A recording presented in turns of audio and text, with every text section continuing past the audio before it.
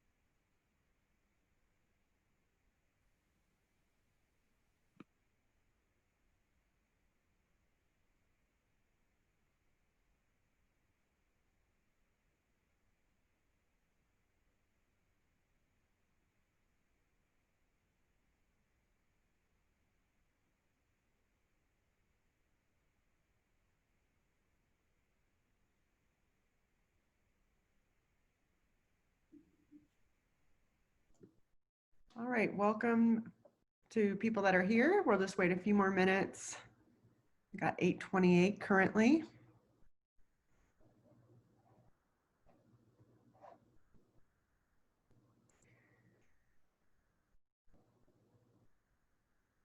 We're going to start off with the attendance, and as we check in, I'm going to ask you for one thing you learned last week.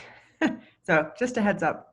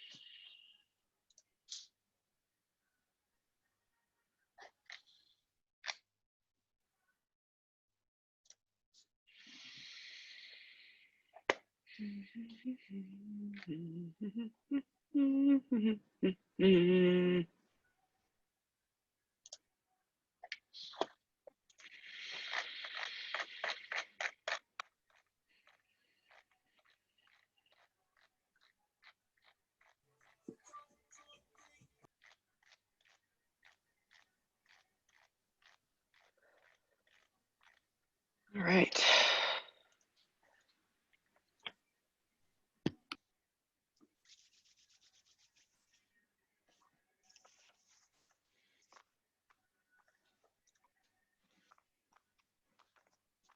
Okay, so I have 8:30. So welcome everybody.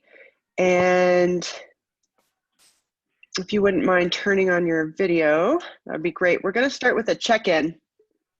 And before I start, yesterday I had some internet issues, and I'm really crossing my fingers that that will not be an issue again. But if it becomes an issue, I live really close to our 4th Street campus, and I'm going to hop over there and I will resume lecture. Maximum time, 15 minutes of downtime. So I have that set up for today. Hopefully, I don't know why my internet was so slow yesterday. It's not like we had any weather, but for some reason it was just pretty much not functional. I was freezing up. So if at any point today I begin to freeze up, let me know. And I know as a student, it's hard to know what the class is experiencing, but yesterday the entire class was experiencing really bad internet. And when I did an internet speed check, basically I had very low connectivity. That has been an anomaly. I used it all summer teaching, and it was fine. So I don't know what happened, but worst case scenario, I lose myself. I switch to my phone, my hotspot. I say, okay, I'm gonna go over to 4th Street, and then 15 minutes later, we resume class. Okay. All right. So we're gonna do check-in for attendance. So just so you know, and just as a reminder, I guess, that we have attendance every week. So I'm gonna just go back to last week, last Thursday. And so basically everyone that was here last week, I have marked as present. And so you should all have 100% in the grade book if you were present last week. You will get points every week for attending. And if you're here in the beginning and for the check-in, you get full points, which I'm just gonna work with Naomi here, which would be green. And if you're late, but you come and you attend the majority of the class, you'll get this color, which is orange. And I think I have that set to 0.8, so 80% of the points currently. If it becomes more of an issue, I might decrease this, but I just wanna to let you know what that option is. So you can always go in and see where you are. It's going to average. So we do have a substantial portion of the grade for attendance and participation. It's about 7 or 7.5%. And so it's going to factor into your grade and average as we go through. All right, so for the check-in today, as I go through the attendance, this is going to help me as well. I'm actually going to, let's see. So I'm sharing my screen. I'm actually going to put you guys over here too. You see each other. Okay. So what we're going to do for the check-in is one quick thing that you learned from chapter 1. This could be a quick vocabulary word and a definition. It's a little bit challenging because chapter 1 didn't have a huge amount of content, but as we go forward, it should be easier. So we have a lot of content to cover today. So next week should have plenty to say. And if someone said it already, then just change your choice. You can look at the book, you can look at your notes, but it's really just a way to kind of refresh your memory for what we did last week. And then I can take attendance real quick and get to know your faces and your names at the same time. So let's see if we could put all of you on the screen. Looks like it. I think I got everybody. Okay, so Naomi, one thing, where is she? Is she here? I don't see her. Naomi, are you here? I'm here. Okay. Oh, there you are, sorry. Okay, one thing that you learned from last week.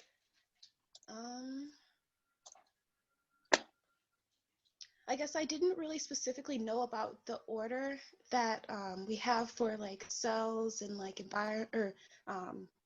what's it called? Cells, tissues, you know, organisms, and what's it called?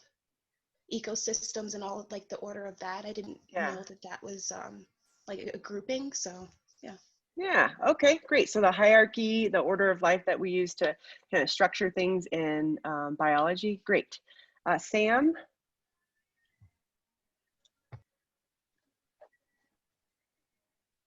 Can't see your names. Why can't I see your names? Is Sam here? No, Sam. Okay. Santana, iPhone. Santana, are you there? Yeah. Hi. I guess the. And it doesn't have to be something new. I mean, I'm kind of, I don't want to make it too hard, but just something that we covered last week. How's that? Of the passive transport. Okay. So passive transport, and what is passive transport?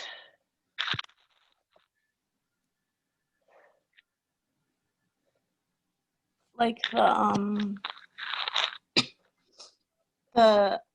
know back in high school, I remember learning about the hypotonic solution and the other ones. Yeah.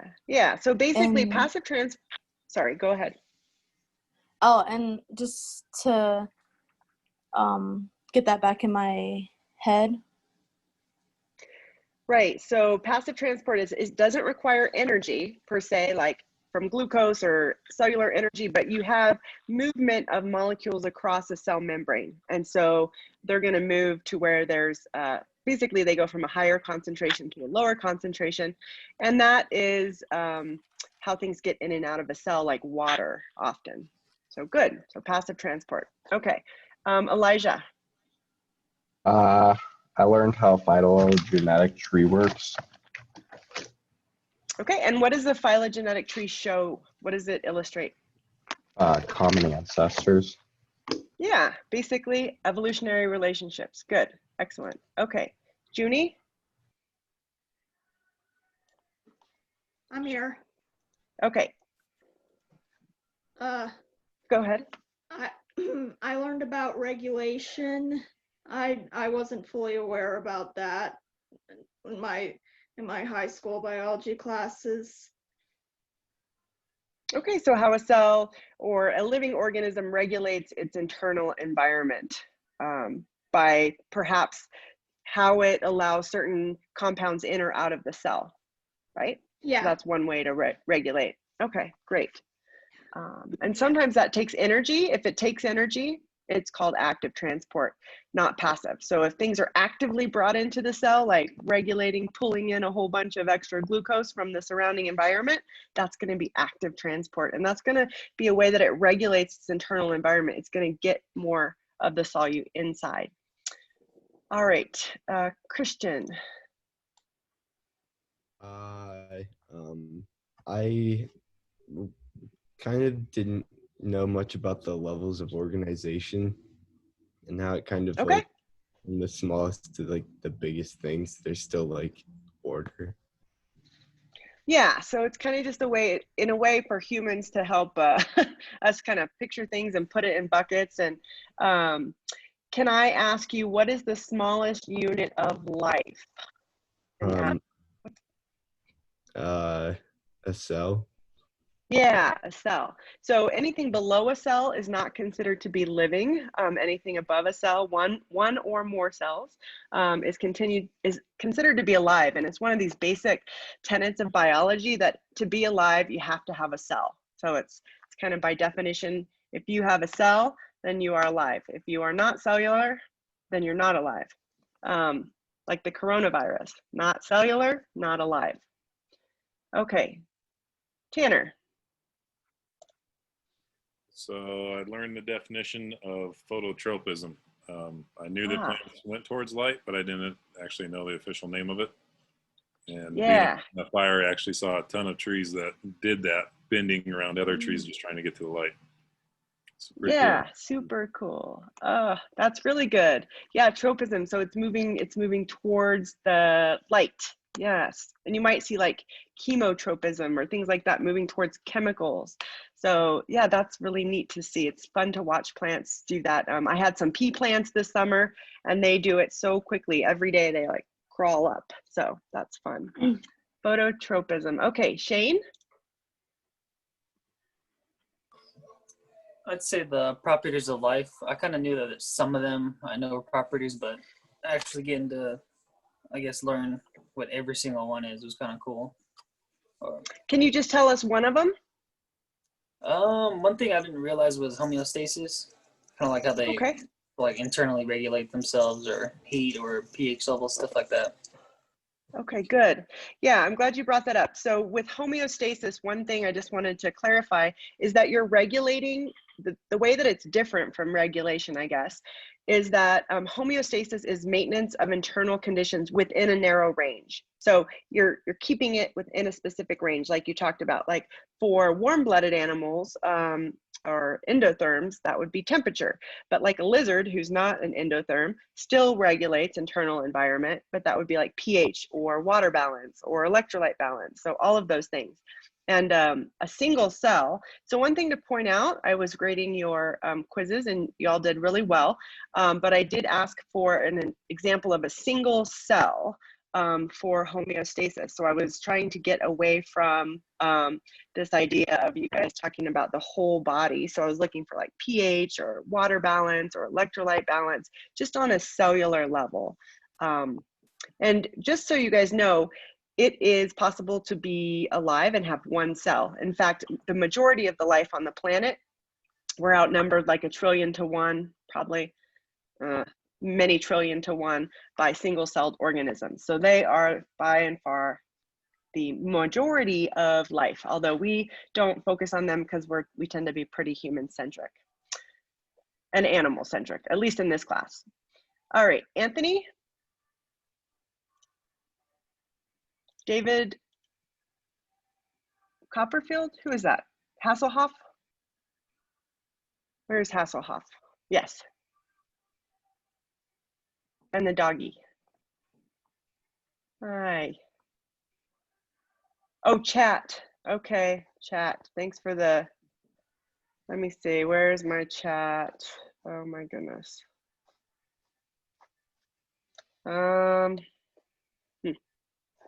Interesting that I cannot find my chat. Now, more chat. Where'd it go? So I'm clicking on chat. And where the heck is it? All right, learning curve. You can just read it too if you want. Yeah, that would be super helpful right now.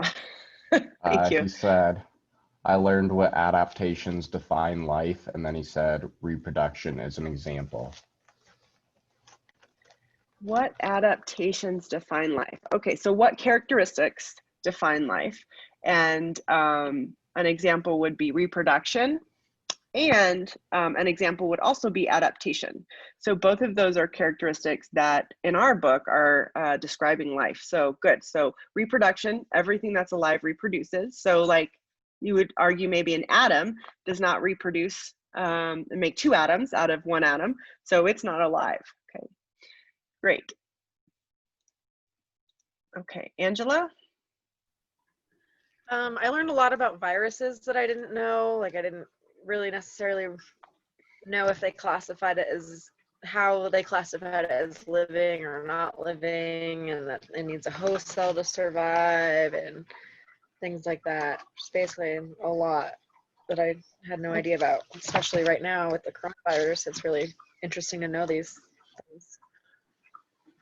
Yeah, it is really interesting. And a lot of virologists kind of cringe every time on the news they go, it's a dead virus or it's a live virus, because that's technically not how the field is structured. Viruses aren't considered to be alive, but we use that language colloquially and regular. Oh no, am I cutting out? It said internet unstable. No, It's okay. I can hear you and see you. Okay. Okay. All right. Haley. It's Haley. Oh, I think I may have had an email from her. Haley, are you here? No. Yeah, I'm Okay. here. You are? Yeah. Okay. So I learned that diversity comes from evolution. Okay. All right. Yeah. So diversity comes from evolution. So evolution is defined as the change in genetic structure of population over time. And so as and that's basically kind of tied into mutations in the DNA. And so over time, mutations build up, and there are more and more different flavors or types of organisms. And that's evolution. So great. Good job. Okay. Tristan. I learned enzymes are biological molecules that regulate the rate of chemical reactions. Yes, great. So enzyme, probably the most important type. I don't know, it's hard to say, but they're extremely important in terms of biology. They regulate chemical reactions. They regulate chemical reactions. Okay. All right, is Dusty here? Dusty. No. Okay. Cassidy? Shares the most in common with each other through the poly tree.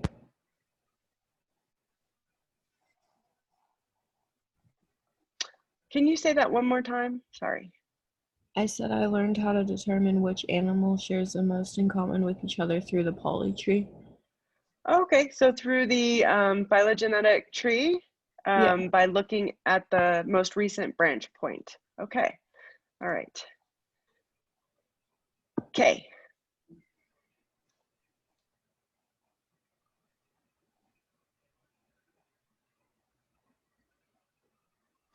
Where's K? No K.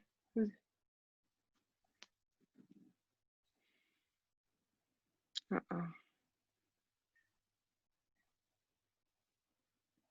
Okay, am I cutting out, or is K cutting out? Hey, I'm here. Oh, hi K. Hi. Honestly, someone already said what I wanted to say. Okay, so just okay. What was it? Go ahead, keep going. You can say it again. We can reinforce that idea. So what was it? The homeostasis. Homeostasis. Okay. All right. So example again of homeostasis, pH, electrolyte balance, those type of things, keeping it in a narrow range. In the blood, we'll learn today, the blood pH has to be in a certain range. Does anyone know, is the blood a little bit acidic or a little bit basic? We're going to wait to find out today. It's not neutral. I'm gonna guess basic. Yeah. Yep. It's a little basic. So we'll figure that out today. It's about 7.35 to 7.45. Little basic. That's the range we want to keep it in. All right. And then Zoe. Oops. Zoe. I learned reproduction, which is just the DNA is duplicated and passed down from parent to daughter cells. Yeah, so interestingly, in that definition, there's actually a lot wrapped up in there, like it says a cell. So to be able to reproduce in that definition in our book, required a cell, plus it required DNA, right? And like some viruses, they make more viruses, but they're RNA based. So that wouldn't work. Plus, they don't have a cell. All right. And then lastly, Carson. Where's Carson? It's hard being at the bottom. I know. We'll start with you next time if I can remember. Can I repeat one? Yeah, go ahead. I learned that viruses technically aren't considered alive because of the way they reproduce. Right, and they require a host cell, right? Yeah. That's, you know, it's actually debatable. There's a lot of debate currently about are viruses alive and not, because you might argue that parasites require a host cell, like Giardia, if you've ever heard of that. It's a parasite that you get when you go hiking and don't filter your water, requires a host cell to reproduce, but we don't argue that that's not alive. So it's interesting historically how we define this, and there are some gray areas, and science is evolving. So actually in my other class, which is my multicellular biology class, we're covering viruses in a lot of detail. And today their critical thinking question, they're going to have a debate, or next week actually, on I want them to argue, to have a dialogue about the reasons for and against the case for viral life. So, okay, great. Thank you everybody for participating. That's wonderful. You have more points now for your attendance today. And we're gonna start with, well, I guess I'll just check in. Oops, there it is. Ah, there it is. I see the chat. Okay. I'm going to start with any questions about the course in general in terms of what's due, how to submit things. We're in module 2. I apologize. I didn't put the link in for today's slides until just now. I just forgot to put them in. So I just put the link in. So this week, we're covering chapter 2. So this is the week 2 module overview. And I just want to point out that the top row is what we're covering. And then the bottom row is what's due. So we're going to cover chapter 2 this week, starting Sunday, so you can get a head start on it. And you can start your lab, which is the scientific method. We are currently at Thursday, September 3rd, and we're in our Zoom meeting. We're going to do the critical thinking. And then what's due is, so Sunday, the chapter 1 quiz 2 was due. And then we have today, the critical thinking is going to be due by midnight tonight. So what we do in class. And then tomorrow, chapter 2 quiz 1. So that's the open book chapter 2 quiz 1, 10 points. And then there's the Proctorio chapter 2 quiz 2, and that's due Saturday. And then the lab for this week is due next Wednesday. So the due dates shifted a little bit from the first week, but from here on out, the due dates will be the same, unless there's some sort of weird holiday or something. We're going to have the same due dates for the rest of the semester. meaning the critical thinking is going to be Thursday. The open book quiz is going to be Friday. The Saturday quiz will be the closed book quiz, the Proctorio, and the lab is going to always be due on Wednesday. So if I go to week 3, module 3, and look at the overview there, this will have everything in it for the next week. So we're going to do chapter 3 next week. The lab will be on cell structure. On Wednesday next week, September 9th, that's when you have to get in your first lab, scientific method. And then you can see again repeating critical thinking, reading quiz, open book, and then the closed book quiz. Now these are all going to be open early. Everything for this week is open currently, and you can complete it all today. As we go through the semester, I'm trying to get further and further ahead, but at least by that Sunday, for sure, everything will be finalized and posted. So I didn't post the slides this week. That was an accident. I should have everything posted by Sunday. So for the lab, let me just go into that real quick, since it's our first lab. Okay, lab 1, scientific method. Move this out of here. Okay. Oops. Okay. All right. So for this lab,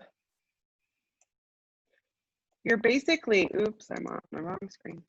You're going to look at a journal article that you choose, and I have a list of them, or you could choose your own, and you're basically going to use that journal article and from it provide, use it as an example of the scientific method.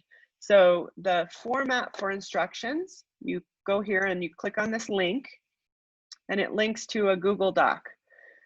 So from here, you can save this as a copy if you want to continue to work in Google Docs. So you go File, make a copy, and that goes into your own Google Drive account.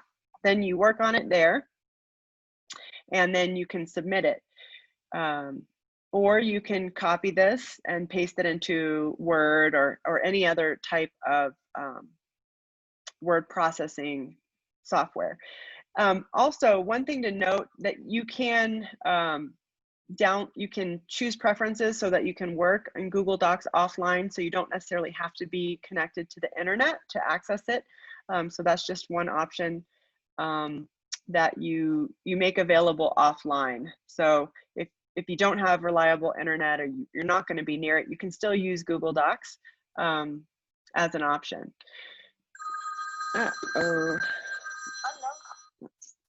Okay, so then back to the lab.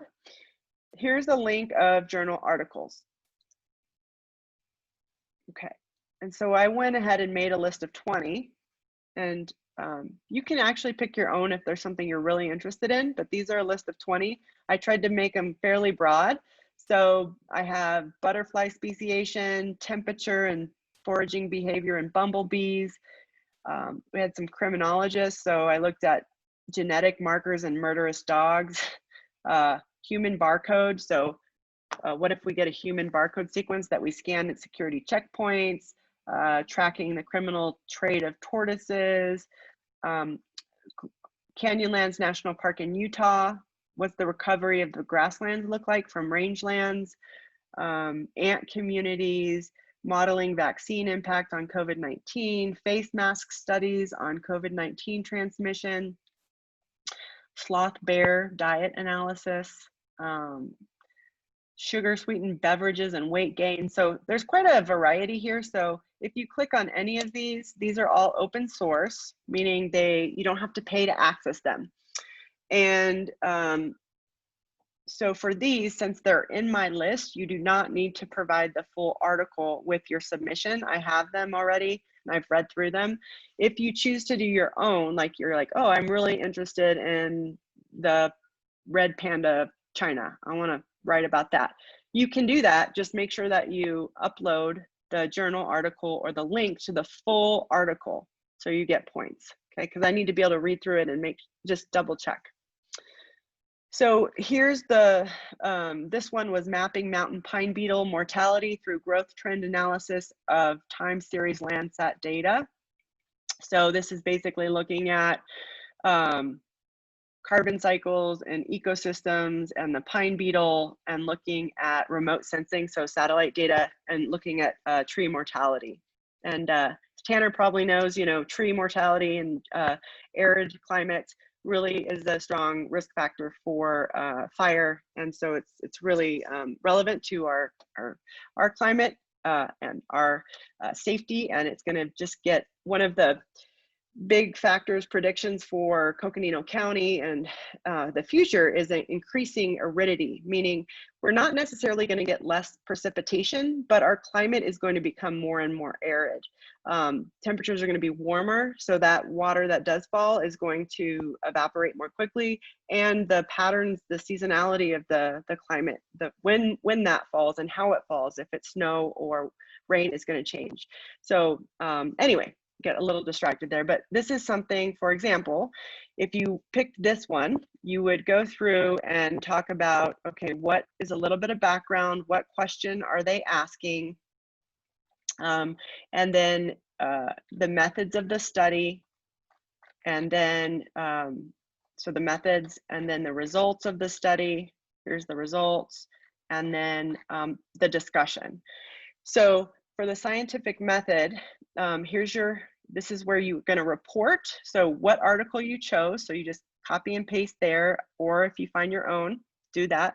And then just a short summary for each section. So introduction. And I have a word count for you so that you know exactly what's expected. So I want between 100 and 250 words on the introduction.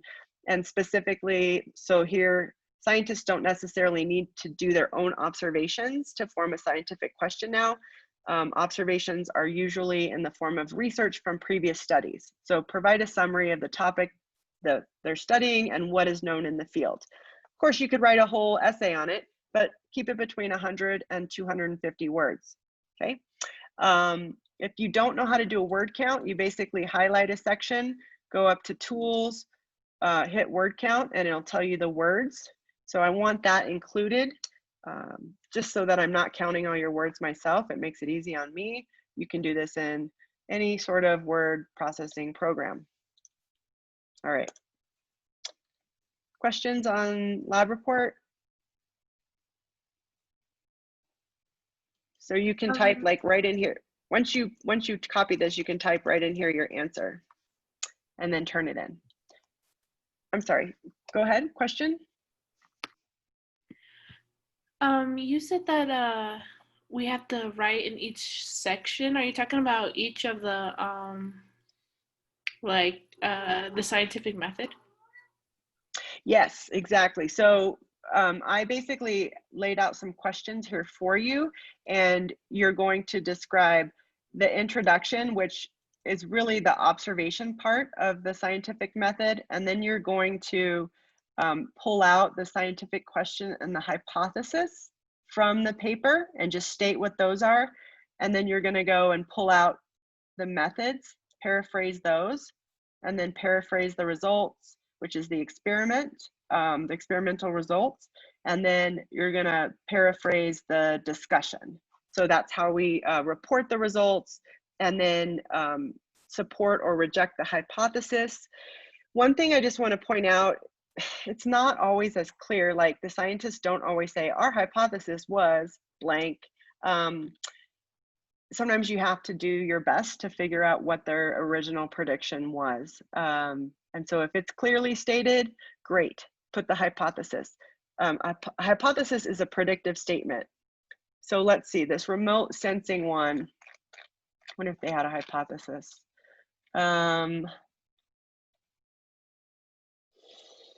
It would take me a minute to figure out what their hypothesis was. But basically a hypothesis is a predictive statement. Do your best to figure out what their hypothesis was, put it in. I realize that it's not always super clear. So if you can't figure it out exactly, that's fine, just do your best. Okay. All right. Okay. Any other questions? So this is due next Wednesday.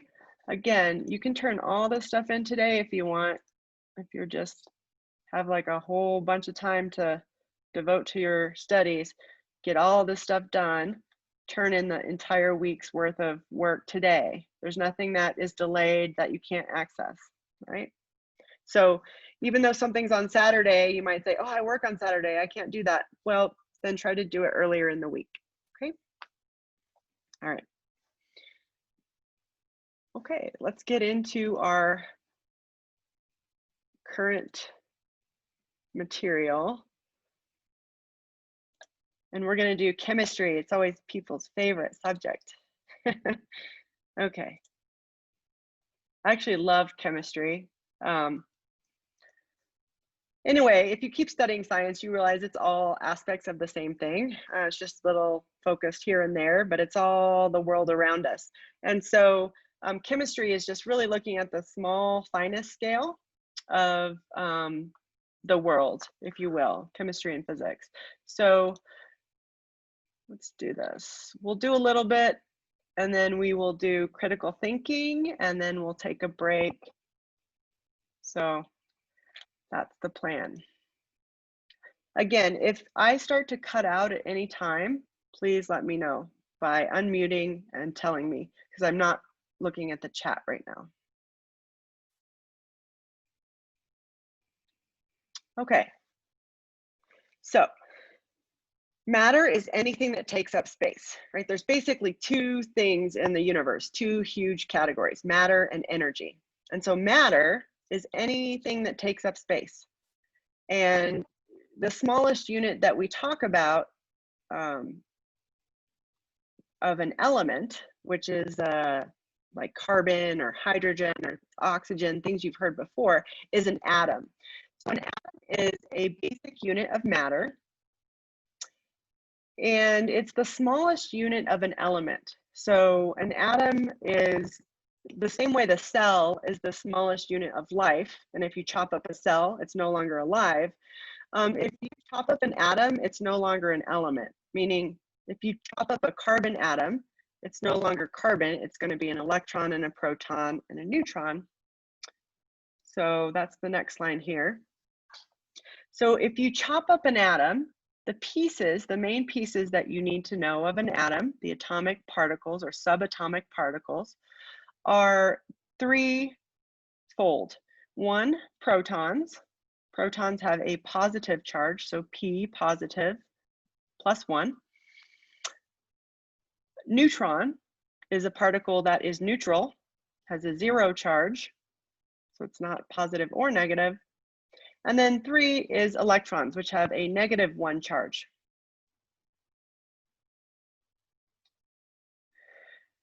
What's interesting to me, and you don't need to memorize this, but neutrons are actually a proton and an electron shoved together. So they cancel each other out basically in terms of charge. And if you have radioactive decay, that's when they, one type of radioactive decay is they separate. So a neutron actually turns back into proton and an electron. So over here, you can see that the proton and the neutron are in the center, which is the nucleus of an atom. And that's where they always hang out. Protons always in the direct center. And then flying around the periphery are electrons. Okay. Atoms on the periodic table are neutral, meaning they don't have a net charge. So if there are 2 positive charges or 2 protons, then the neutral atom is going to have 2 electrons to balance it out. So 2 positive, 2 negative. Does anyone know or have a guess what this atom is that we're looking at here with 2 protons? Helium. Yeah, it is. It's helium. So let's see. I'm going to go back. So here, it's very, very small, but helium is number 2 on the periodic table. It has 2 protons. Basically, every time you add a proton, you have a new element. So 1 proton, hydrogen, 2 protons, helium, 3 protons, lithium, 4 beryllium, 5 boron, 6 carbon. Every time you add a new proton, new element. So the proton defines the element. If I tell you something has 6 protons, you will know if you have a periodic table and you look at the number 6, that that is carbon. Okay, so proton defines the element, the number of protons. All right, hydrogen is the simplest atom. If you look at the periodic table, the number in the corner, upper left corner, is the atomic number. This is the exact same number as the number of protons. Okay, so the atomic number is equivalent to, it is the same as the proton number. If you know the proton number, you know the element. Okay. The symbol is just the letter. It's either 1 or 2 letters for that represent the word hydrogen is represented by the symbol H. And then the name is on the bottom here. The atomic mass, I'm not really going to get into this, but it's an average of all of the different isotopes of the atom. Okay, I'm not going to go into isotopes much. Isotope is, in fact, I'm not going to require you to memorize it, but an isotope has a different number of neutrons. So there's an isotope of hydrogen called deuterium, which has 2 neutrons. There's an isotope of hydrogen that has 3 neutrons, which is tritium. And they have a slightly different mass. And if you average them all together, you get 1.008, because the vast majority of hydrogen atoms, the mass is 1, but there's a few outliers or a few isotopes that have a heavier mass. And so the average is not a nice clean number. All right, one thing I want you to know about hydrogen is that if you lose the electron, if the electron leaves, if you have H+ or ionized hydrogen, that is the same as a proton. There's absolutely no difference between a proton and a hydrogen ion, H+. And that's fairly important when you talk about acids and bases. So acid is a concentration of hydrogen ions in a solution. It's basically the concentration of protons in a solution. Okay, so H+, meaning if you have a hydrogen, a balanced neutral atom here and the electron flies off for some reason, then you just have a proton. So H+ is equal to hydrogen ion. Okay. So periodic table, this is all of the elements that are known to exist. You know, up to 100, they're kind of regularly occurring, some of them not very commonly. The very high numbers are made in a lab and they're just there for a split second. They're unstable. So you don't need to know anything about all of these, except that, say I give you a chart like this. And I said, okay, carbon, how many protons in carbon? Then you would look at that number in the upper left-hand corner and go, oh, 6 protons, right? Okay. All right, now we're gonna move into chemical bonds. So chemical bonds are basically the forces that hold atoms together. So you have 2 atoms, they're flying around, moving, and then they stick together. What is holding them together? That is a chemical bond. Okay. So anytime you have 2 or more atoms stuck together, you have a chemical bond of some sort holding them together. Right? They're not held together by gravity. They're held together by basically what is a chemical bond, which is based on electrical charge. And we'll look at the different types of bonds, but just know that the bond itself is what's holding atoms together. Okay. And what we're seeing here, just as we go forward, this on the left is a molecule, and you have 2 hydrogen atoms. One hydrogen atom is bonded to this oxygen here, and another hydrogen atom is bonded to the oxygen here. So you have H2O, right? Water. This guy, 1 carbon atom bonded to 4 hydrogen atoms. Carbon is really cool because it makes 4 stable bonds, which is actually the backbone of all organic molecules. It makes nice, equal, symmetric, stable bonds. Anyone know what this is? CH4? CH4. It's a greenhouse gas. It's also something that comes into, methane, CH4. So that's methane. It's also what comes into your stove. If you turn on your stove in the morning like I did and heated up some water, the primary gas that's coming out is this molecule right here, CH4, right? That's what you're burning. And the byproduct, when you burn it with oxygen, is this molecule over here, water, plus one that's not shown, which is carbon dioxide. All right, and then over here, O2, there's just two bonds, the holding together these two oxygen molecules, and this is what's called molecular oxygen or oxygen gas, O2. This is how it's found in the atmosphere. All right, so let's look at these. So the chemical bond is really electrical charge determines chemical bonding. So positive and negative things attract, right? Opposites attract. So if you have a positively charged atom and a negatively charged atom, they're going to want to go together. And sometimes that charge is a full whole-on positive charge and a whole-on negative charge. That's going to be an ionic bond. So you basically have a positively charged atom and a negatively charged atom, and they're held together, and that's an ionic bond. In an ionic bond, there's actually a transfer of electrons from one neutral atom to the other, which means that that original neutral atom, if it loses an electron, is now going to be positively charged, and the atom that gains the electron is now going to have an extra negative charge, so it's going to be negative. So those guys are going to be held together by charge. The other category shown here, covalent bond, these guys are going to share electrons. So in this case, both atoms want the electrons, but the electrons are going to be shared between them. So that's called covalent. All right. All right, so there's three main types: ionic, covalent, and hydrogen. These are the three types that you're responsible for. There's actually another one called van der Waals forces, which are transient molecular forces that are, we're not going to discuss in this course, but they are fairly important, but outside the scope of what we're going to do here.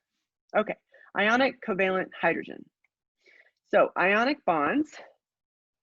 So this is sodium chloride, right? Who eats this on a daily basis? This molecule. Yeah, I do too. I love this molecule. It's one of my favorites.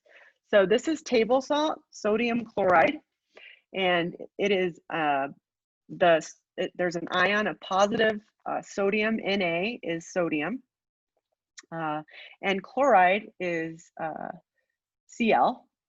And what this is showing is that the sodium ion is going to be positively charged because it loses its electron. So what we're seeing here is that the sodium atom comes in, it's got an electron flying around the outside, and it's going to get sucked off over towards the chloride. So the chloride is going to steal that electron.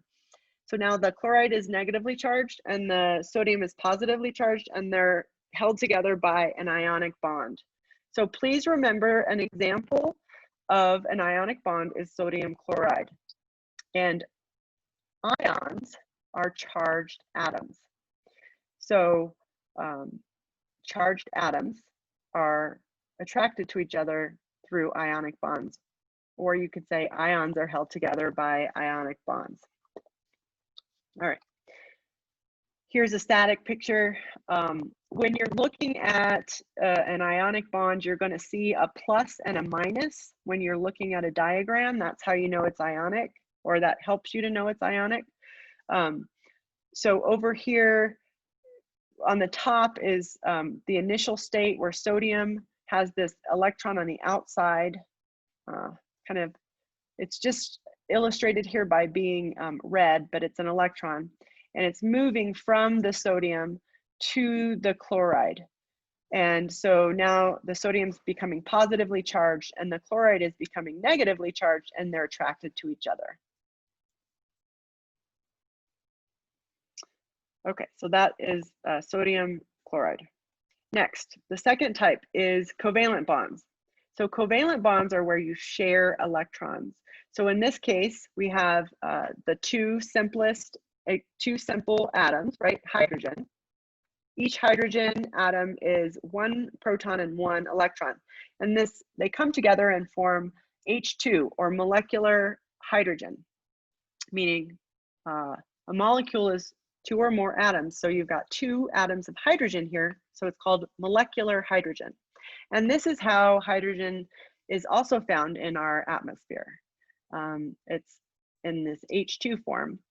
And so there are 2 shared electrons here. So that's a covalent bond. Right? So they're sharing their electrons. In covalent bonds, if you're going to write them out, for example here, in methane, you're going to use a solid line. So you connect the H, the hydrogen, in this case, to the carbon. Since it's covalently bonded, you use a solid line to connect it. If you see a solid line connecting 2 atoms, you know that it's a covalent bond. Okay. So it's a way to just look at it and go, oh, this is covalent. So there are 4 covalent bonds here in methane. Solid line. Okay. I got to tell you a little bit more about covalent. So there's 2 types of covalent bonds, polar and nonpolar. So they're both under the category covalent. I really want to emphasize this. So under the category sharing electrons, you have 2 types, 2 subtypes, and that is covalent and polar covalent.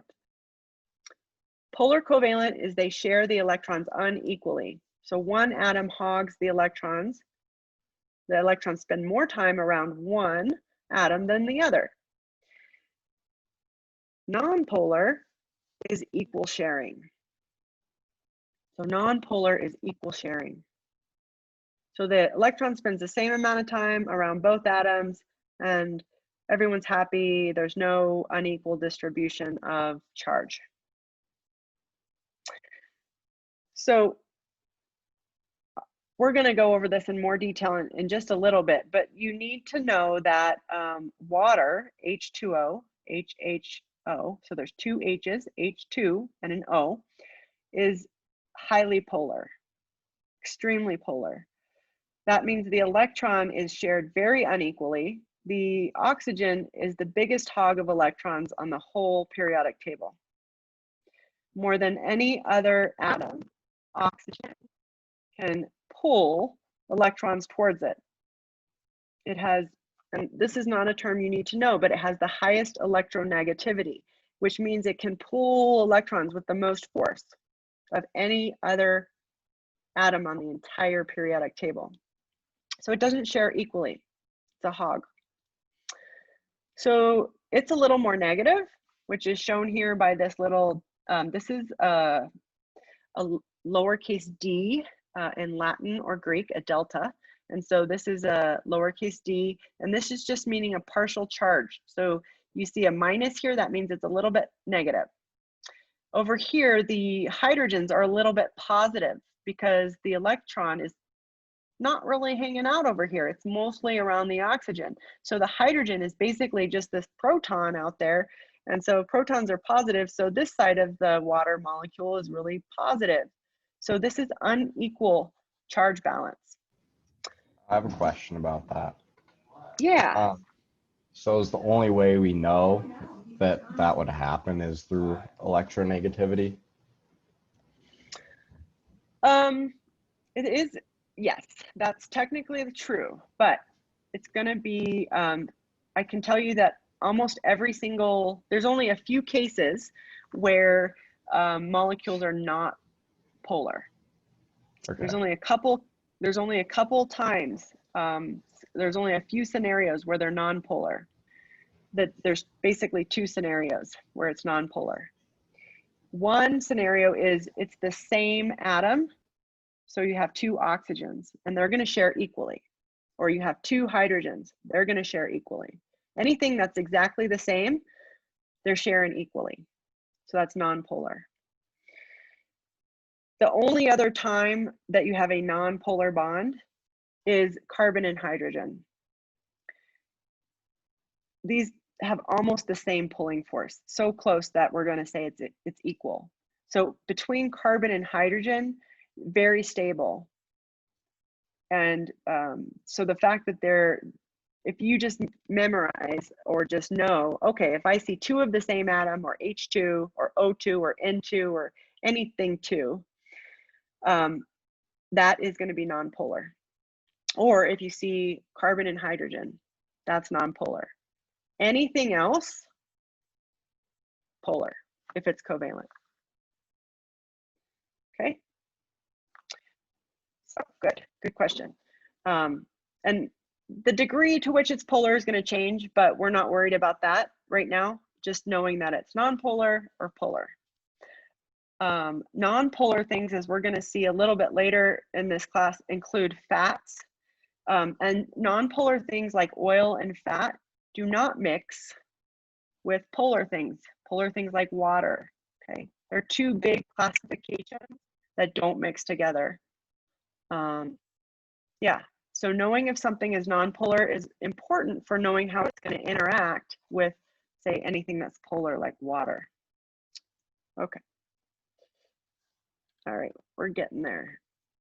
I think I've got, yeah, almost to our critical thinking question. So, oops, did I miss something?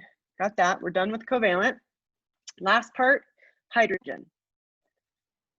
Hydrogen bonds are bonds between a partially positive charge of the hydrogen atom and another atom. So what we see here with this dynamic image is these are, in this image, there's 1, 2, 3, 4, 5 water molecules on the left here. And the dashed line is showing the interaction between these water molecules that's actually pulling them together. And the dashed line is the hydrogen bond. So anytime you see a dashed line, then you know, oh, this is hydrogen.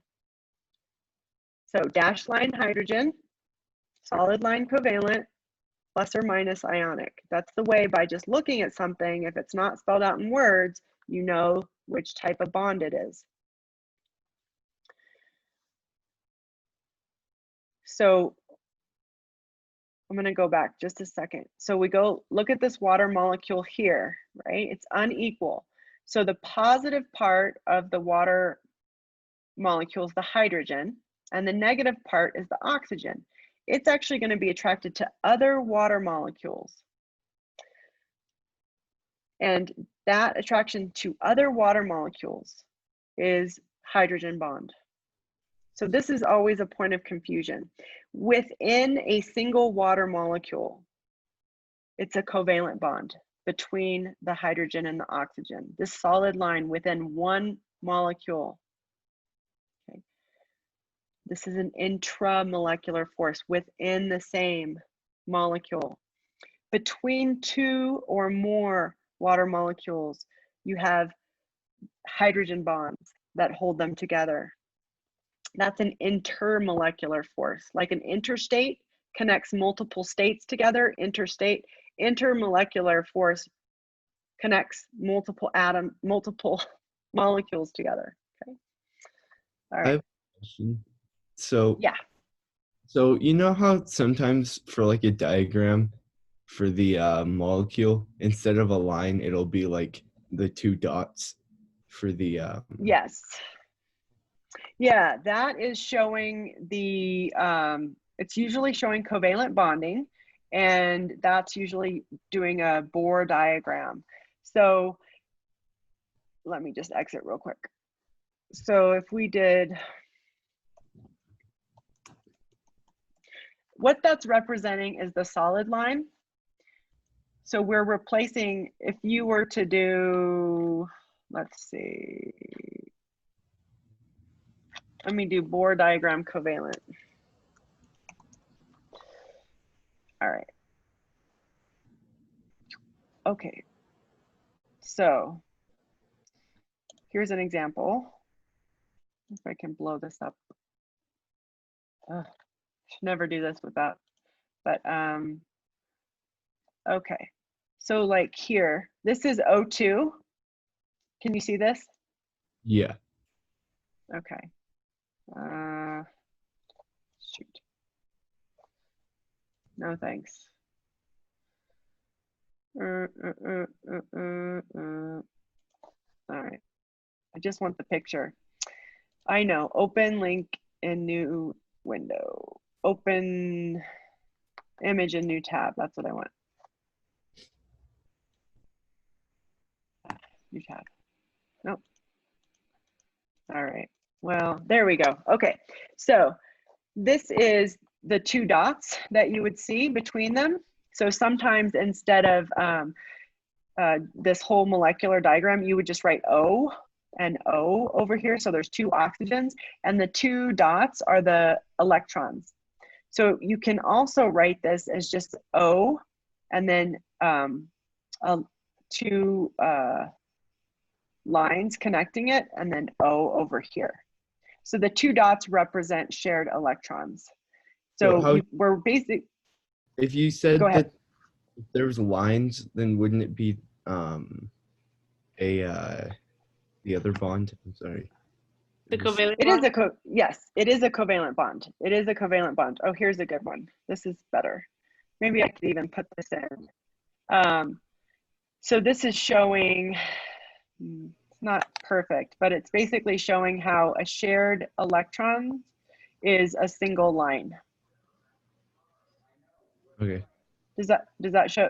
So here it's kind of showing them separated, but it's basically two dots, and then it's equivalent to this here.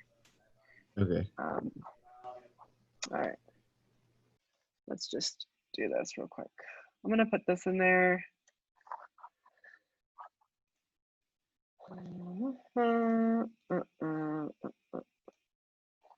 What I love about Google Slides is I can actually modify it on the fly and it'll be there. So, okay, so there's an option just so that you can see that relationship. But if you see those two dots, those are going to be covalent bonds. And, oops, this goes here. Let me see, covalent. I think that picture is a little weird because it just shows two dots instead of four. I know. You're right. As soon as I was looking at it, I'm like, that's actually not very, that's a bad one. It was a bad one. So dot. Diagram. Covalent. Let me just see if I can buy one. For that first one that says double bond above it, since it's the four dots, then that would be two lines connecting it. Yes, yes, very, very good. Yeah. Let's see if I can open this in a new one. This one's good. Okay. I'm gonna put this in here. New slide. I'm not citing my source, so I apologize for that, but here we go. So you can kind of see here where they're the two dots, like between N and H, you can write that as a single line. You see that? Yeah. Okay. And so, oh, here on the bottom, this one's good. So this is methane, right? CH4. So here it's showing you the two dots, the two electrons that are shared, and then it's showing you how you can replace those two dots with the solid line, the covalent bond. Okay, I get it. Yeah, okay, great. So for the middle one, they're like, or could you write, is this specifically only for covalent bonds? Or could you use this to Yes. others? Okay. Yep, only covalent. Thank you. So solid line only represent sharing electrons, which is what is shown here by these two dots, right, that are shared between them. All right, cool. Okay, almost to the critical thinking. Good. So view, present. All right. So this is a question that I often ask. I'm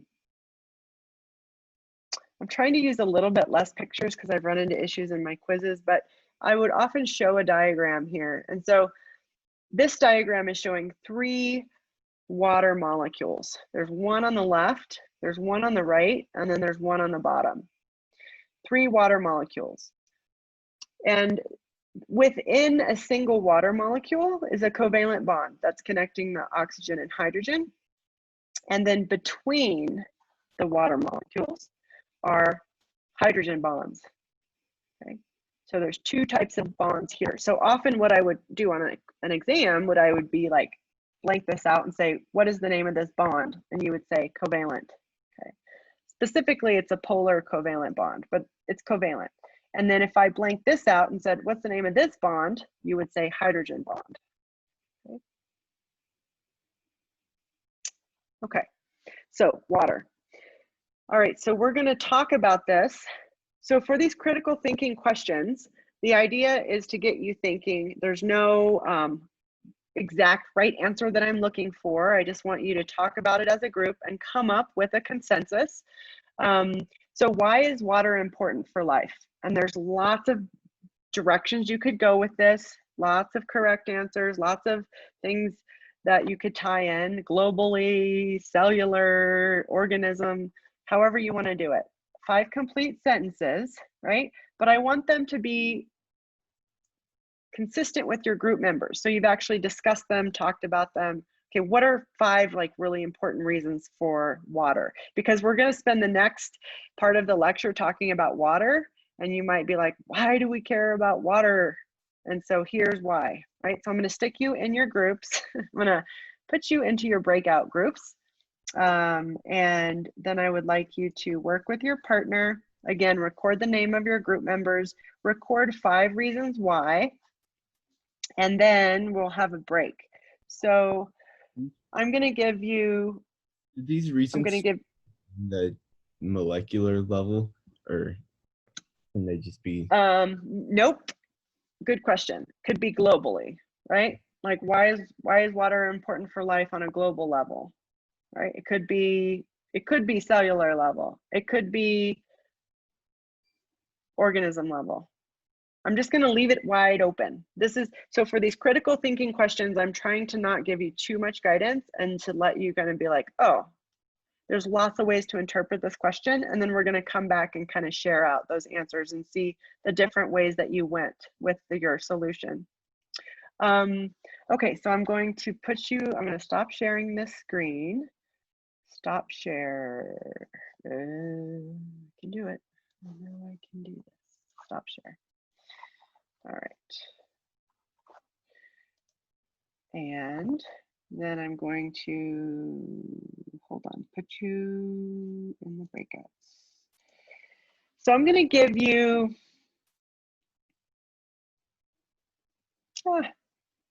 how about 6? I'll give you like 6 minutes for this. Hopefully you can come up with 1 a minute. Write it down and then have a break. And so it's going to be 9:40, 45. So we're going to actually go till 10. So you're going to go in your groups. You're going to come up with your 5 solutions as a group, and please complete those as a group, and then you can go on your break. And then we're going to come back together at 10 o'clock. So that's actually a ways away. So that'll give us a nice break. So I'm going to put, how many people you want in a breakout room? 3? You can choose 2 or 3. Okay, 3. All right, sticking you in there. So please write down your group members' names, first name, And then the 5 reasons that life is important, that water is important. And then we'll go on a break. Okay. All right. So I'll see you back at 10. I'll also put up a timer once you're done. So, all right, there you go.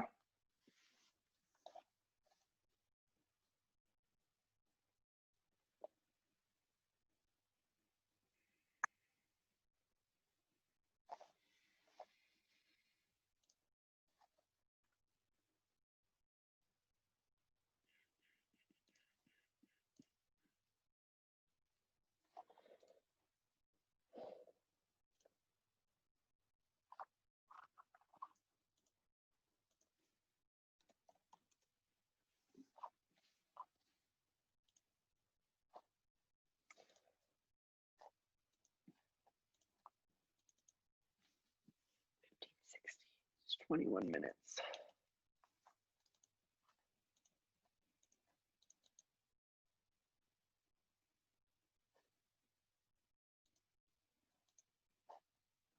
That didn't work.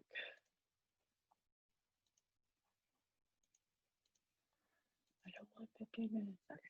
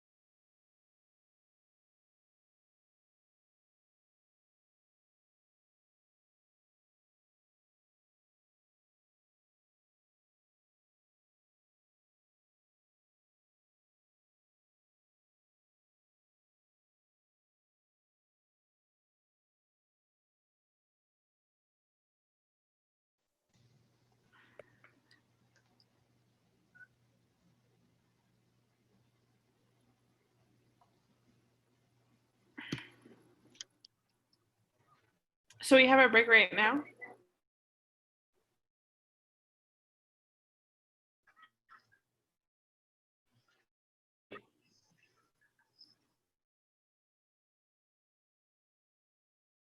Yeah.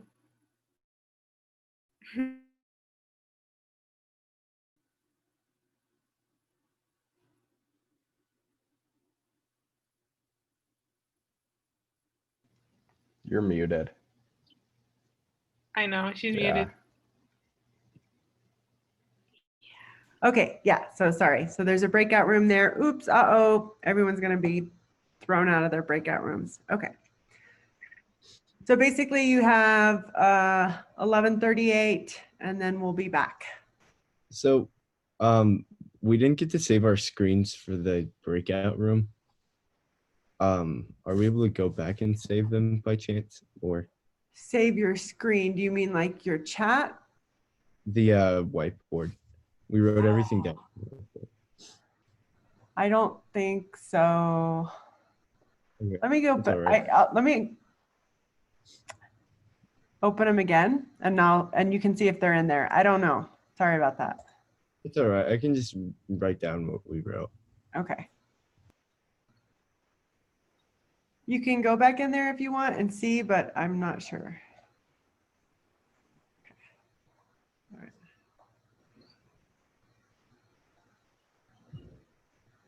Okay. All right, so we'll meet back in about 10 minutes and 42 seconds. Cool? Thumbs up. Okay. Yay, thank you. Okay. Yeah, love it. All right, I'll see you soon.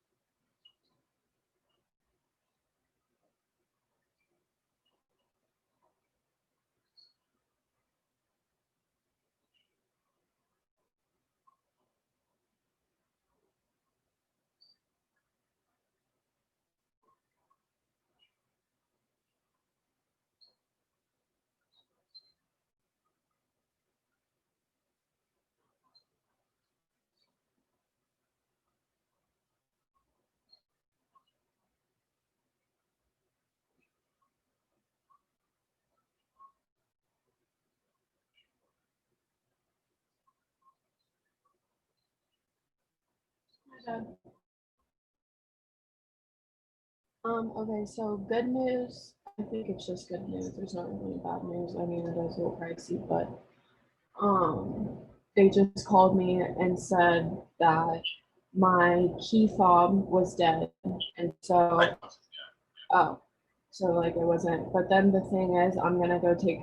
Did he explain to you about my sun visor and my speakers? Your microphone's on, Cassidy. Yeah, it was sorting out your speaker.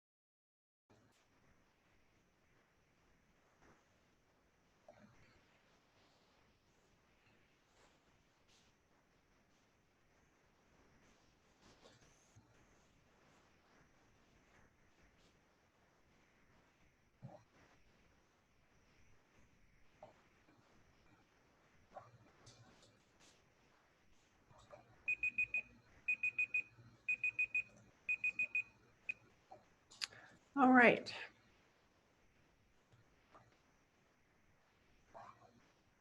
Okay, so let me just get a few of your responses, and then we'll talk about the properties of water. So, text. Okay. All right, here we go.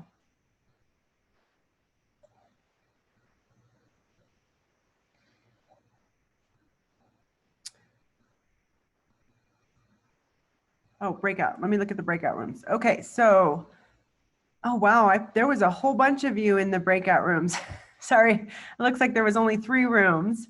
I was trying to put 3 people in each, and I had just put 3 rooms. So, from breakout room 1, Carson, Cassidy, Christian, Tanner, or Zoe, can one of you guys tell me a couple reasons that you had that that water is important for life? It's a universal solvent.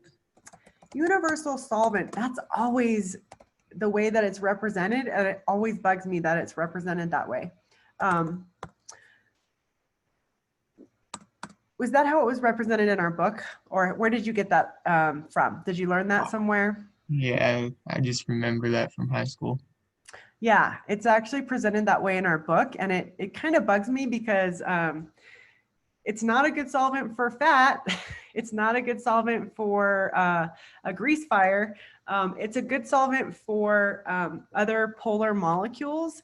And so I like to qualify it just by saying it's an excellent solvent for, meaning it dissolves, other things that are polar or charged molecules. Oops. So like dirt, soil, those things that's on your hands, it's usually charged molecules. Okay. It is not a good solvent if you're trying to get, say, fat off of something. You want to use like a degreaser or something. So like dissolves like, meaning if you're trying to maybe solvent clean up some oil-based paint, you're going to want to use a different solvent than you would for, say, latex or some other sort of water-based paint. So water is a great solvent, and it is often sold as the universal solvent. I would just caution you that it's a great solvent, qualifying with that it dissolves other polar molecules or compounds that are polar. So I'm glad you brought that up. How about another group? Angela, Elijah, Junie, Kay, and Shane. We'll just get 3. One of ours was water is used in our bodies to regulate temperature. Yeah, perfect, right? Temperature regulation.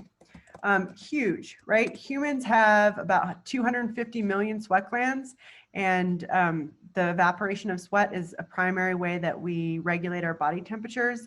So sweat, it's also a great, for like saguaro cactus in the desert.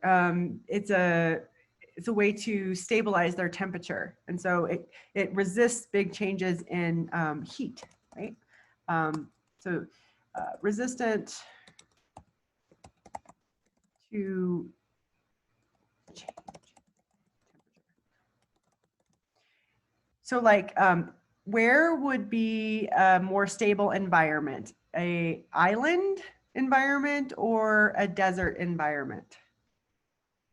An island.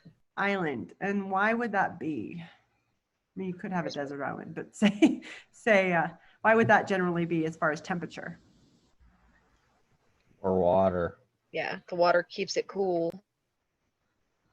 Yeah, so water, so like in the daytime when the sun is out, the ocean or the water will absorb a lot of that heat. And at night, it's going to radiate that heat. So you have a stable temperature. Whereas in the desert, you do not have that, basically that thermal reservoir. And so you have huge temperature fluctuations that you would never see in an environment with a lot of water.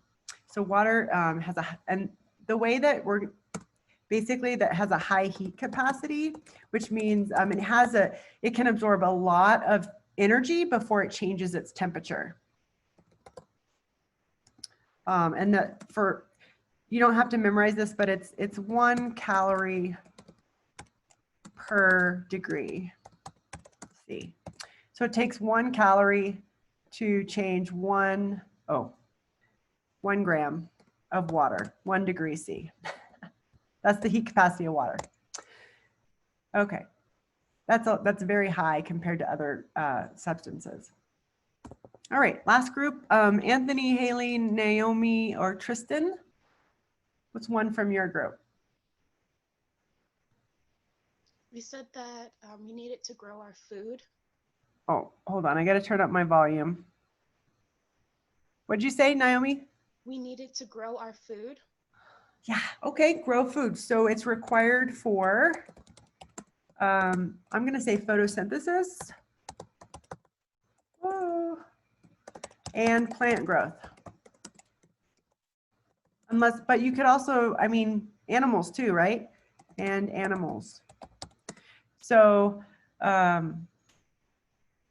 in order to get the energy from the sun, there's basically the input for photosynthesis, which is the base of all of our food production, is water and carbon dioxide and sunlight. So you got to have water or you don't have photosynthesis and you don't make organic molecules. So we get most of our energy on the entire planet from the sun. And without the process of photosynthesis, we would not be able to incorporate that into organic molecules like sugar. So great. Okay, so let's talk a little bit about water now.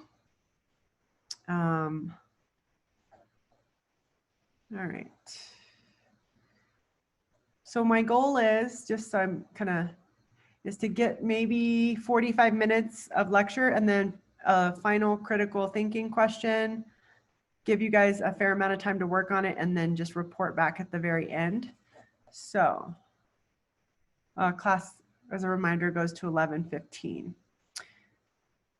Okay, so view. Okay.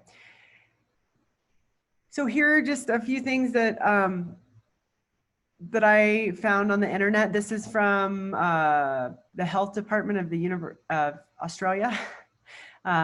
For the human body, right? We're about, now, depending upon the source, it's going to go between 60 and 80% water. It depends on what tissue you're looking at in the body. And if you're pure muscle or mostly fat, you know, it's going to be variable. But we have a high percentage of water in the body. And I'd say conservatively 70% of our volume is water. So moistens your eyes and nose and mouth, regulates your body temperature, which you guys talked about. It's helpful for absorbing nutrients. So it does work as there are water soluble vitamins, which is really important to have water to be able to absorb those vitamins. Preventing constipation, great. Lubricating your joints, supporting cell growth and reproduction, transporting oxygen to all parts of the body. So if you have low blood pressure, it's often because you don't have a lot of fluid in your blood. You could be dehydrated. Flushing out waste products, that's a big one, right? You want to make sure that you're drinking enough water so that you're actually providing a way to get rid of toxic waste and just metabolic byproducts, and maybe if you're taking medicine, byproducts, and protecting your tissues and organs. So actually acting as a filler, right? So that we have some sort of barrier there.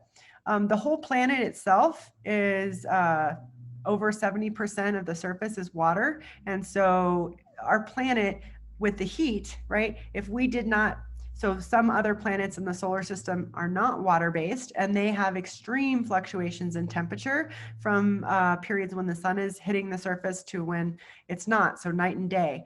The Earth, because we have such a large volume of water, we have a much lower degree of temperature fluctuation. Humid environments are going to have less severe temperature gradients than say where we are, right? I grew up in Hawaii, very little difference between the sun and the shade often in terms of temperature, but in Arizona, you walk between the sun and the shade, it's very pronounced difference, I could tell. So icebergs, okay, so water, the fact that ice floats, which we'll talk about, is actually pretty important for why the whole planet's not frozen, solid. And then for plants down here on the bottom, plants are especially critical for plants to have enough water to provide pressure for the cell to expand and grow. It's called turgor pressure. All right, so critical properties of water. So it's arguable, and I have argued, that all of these are basically consequences from the fact that water is highly polar, but it's important to know water is very polar, which means the oxygen, it has an unequal charge distribution. The oxygen side is very negative and the hydrogen side is very positive. So water stabilizes temperature. Water dissolves charged or polar molecules, so it's a great solvent for charged or polar molecules. And then water bonds to itself in cohesion, which creates surface tension. And it also bonds to other charged or polar molecules, and that's called adhesion. So if you're, say, adding two different compounds together, say water and paper, that's going to be adhesion. Cohesion, water to itself, like a cohort, all of the same molecule. And the bonds that are holding it together are these water bonds. I don't think that I have the capacity to actually show this video, but I'm gonna try. So I'm gonna show this video real quick. And if it doesn't work out, I'm just gonna stop it. But I like it. And it's a great description of polarity. So let's see if this works. Link. I've done this in some classes and it's actually worked, but I'm not sure about my bandwidth. So if it's starting to like bog down and you can't see anything, you can't hear it, just unmute and let me know. And then I'll just, I'll ask you to watch this at a later time. Okay. It's 3 minutes and 52 seconds.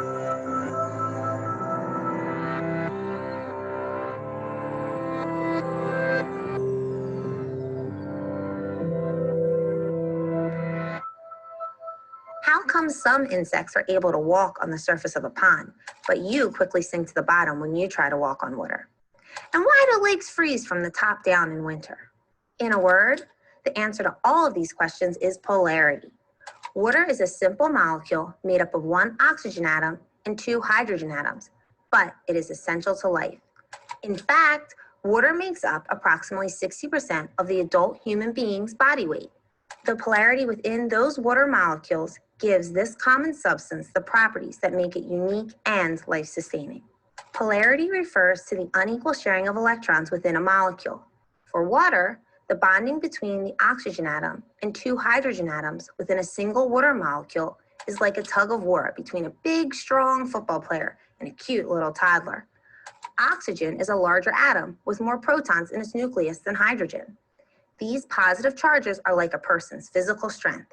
They are able to attract the negatively charged electrons in the bond, just like a strong individual is able to overpower a weaker individual in a tug of war. So, oxygen is able to attract more than its fair share of electrons. Because hydrogen is smaller and has less strength, or fewer protons, it loses the tug of war and attracts fewer than its fair share of electrons. So the oxygen in water behaves as though it's negative, and the hydrogens behave as though they're positive. The bonds within a single water molecule are called polar covalent bonds. Covalent means that the electrons are shared. But, as we just learned, polar means that these electrons are not shared equally.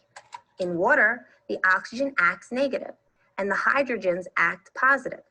Since negative and positive attract, that oxygen is attracted to the hydrogen atoms in neighboring water molecules. A special type of bond forms between water molecules known as a hydrogen bond. Hydrogen bonds don't just happen in water either. They can form between a water molecule and different substances that are polar or ionic. Water's ability to stick to itself is called cohesion, while water's ability to stick to other substances is called adhesion.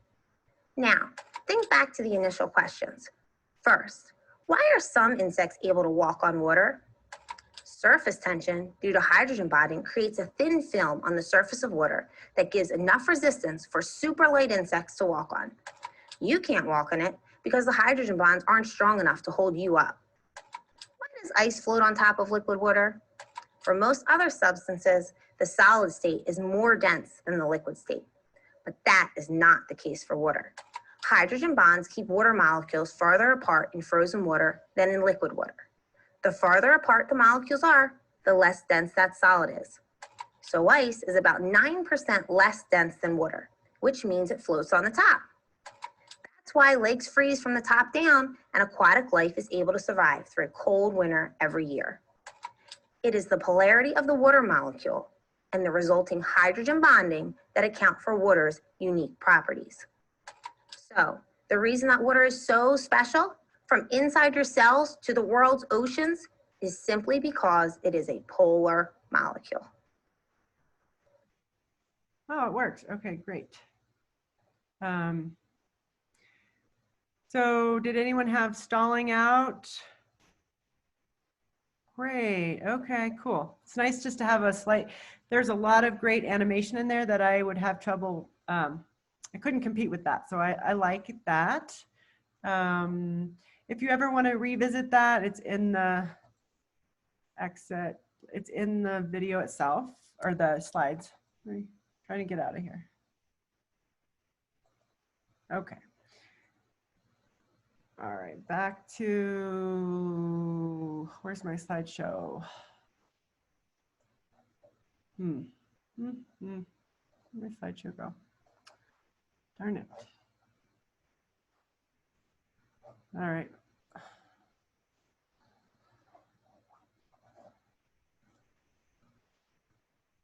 Okay. So, water. Water is polar. And as we saw in that video, the oxygen is more negative than the hydrogen. Okay, so the positively charged hydrogen is attracted to the negatively charged oxygen. The dashed line represents the hydrogen bond. So in surface tension, that's why the insects don't fall down. It's because of those bonds holding water molecules together.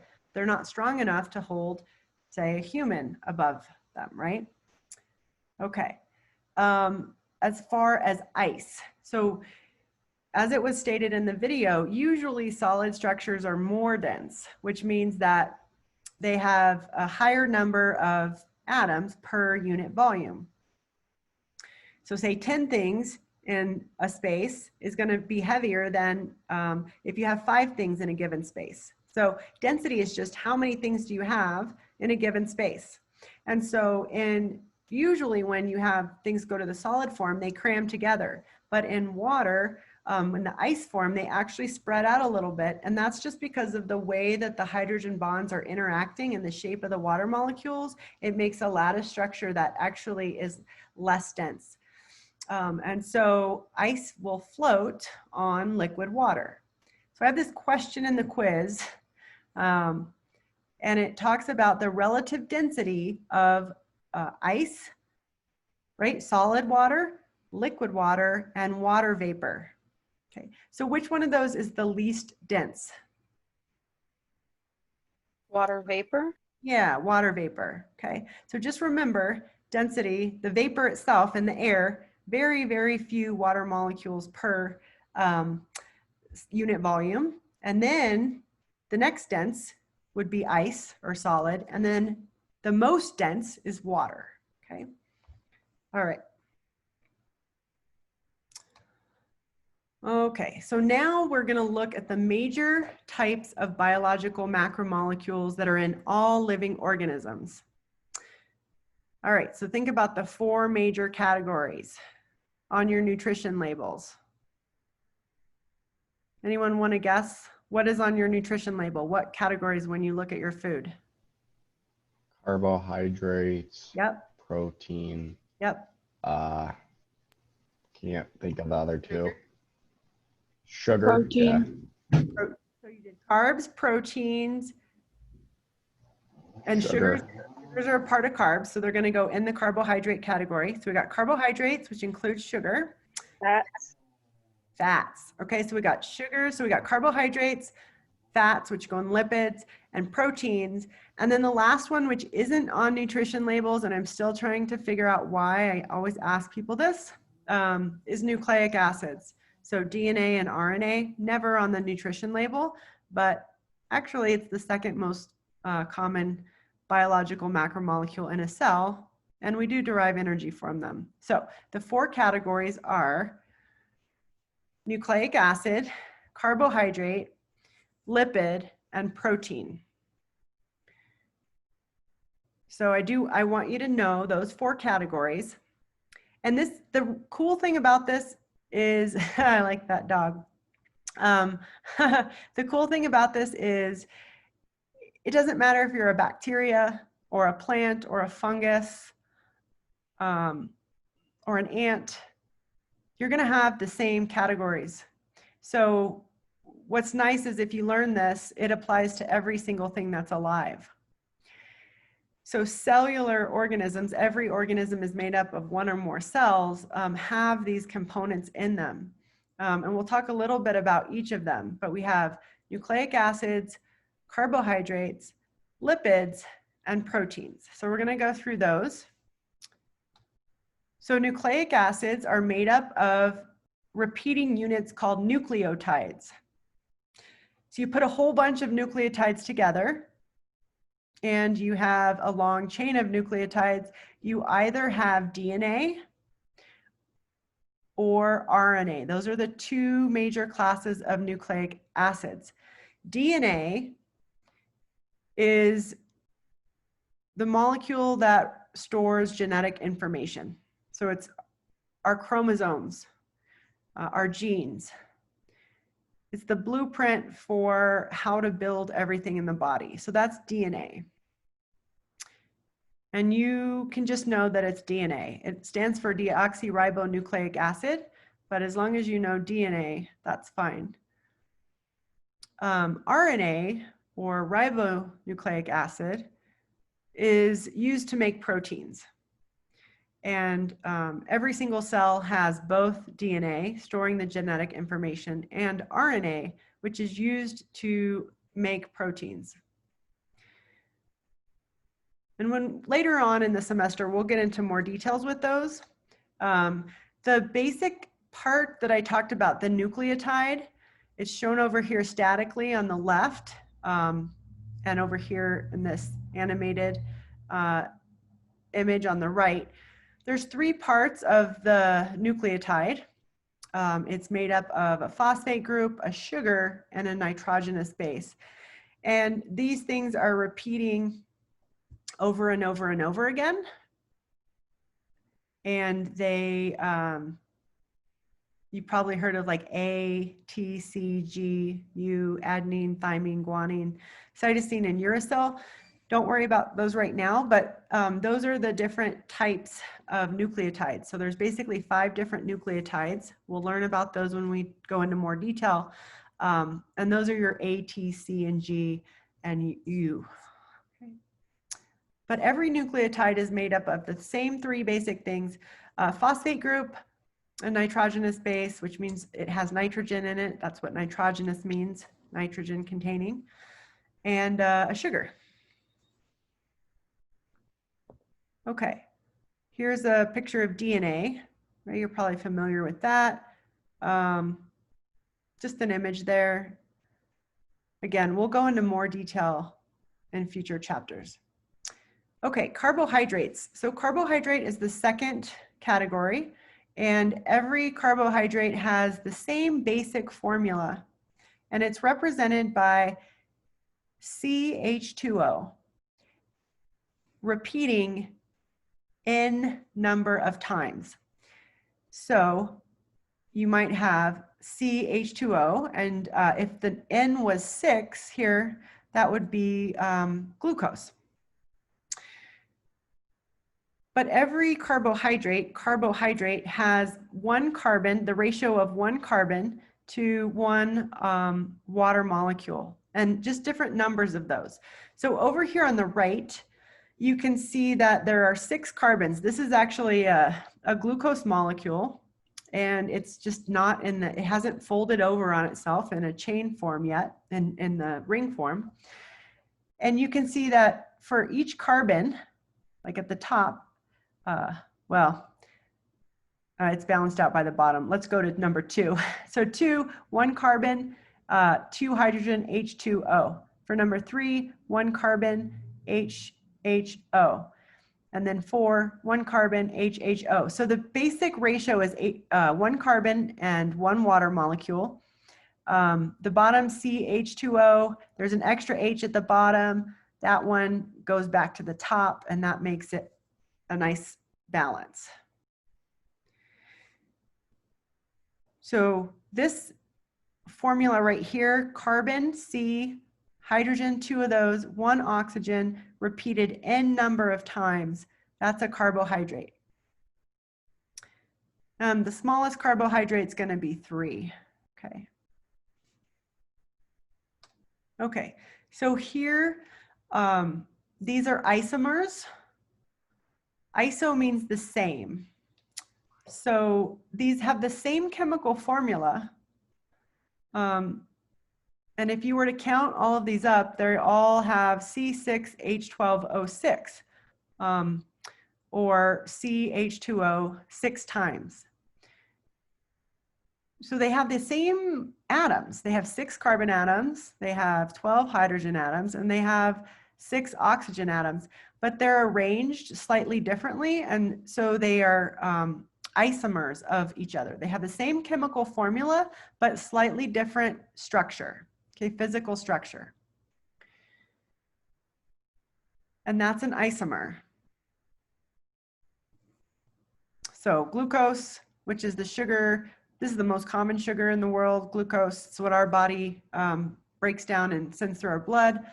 Galactose and fructose, you might have heard of those, more common in plants or germinating plants.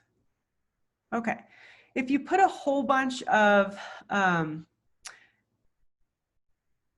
these repeating units together over and over again, you get what's called a complex carbohydrate. So you can have thousands where N is, say, 1,000. So if you have, say, 1,000 glucose molecules together, you get compounds that are known as like starch. So starch is a polysaccharide. It has over 1,000 on average glucose molecules put together. Another example of a polysaccharide is glycogen. Glycogen is the way that humans or animals store energy in their muscles or liver. So it's a way that we store carbohydrates.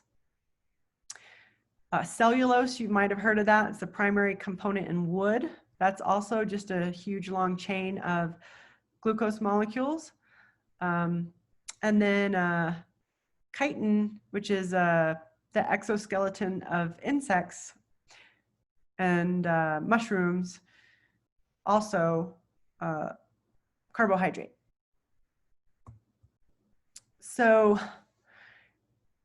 carbohydrates are used, if I would like you to know for each of these categories, a function, okay? So a function of them, a common function, and they're varied, but a function, and an example. So carbohydrates are used for energy, often quick energy. Example of a carbohydrate is glucose. Another example of a carbohydrate is starch. Carbohydrates are also used for structure. And an example there is cellulose. Cellulose is wood. So a tree stump is cellulose. Cellulose is the most abundant carbohydrate on the planet. And then chitin, which it looks like chitin, but it's like chi. If you've ever been in a fraternity, they spell CHI is pronounced chi. So this is chitin. That's the exoskeleton, say, of this crab here. Okay, so carbohydrates can be used for energy, like glucose or starch, or for structure, like cellulose, which is wood, or chitin, which is a exoskeleton.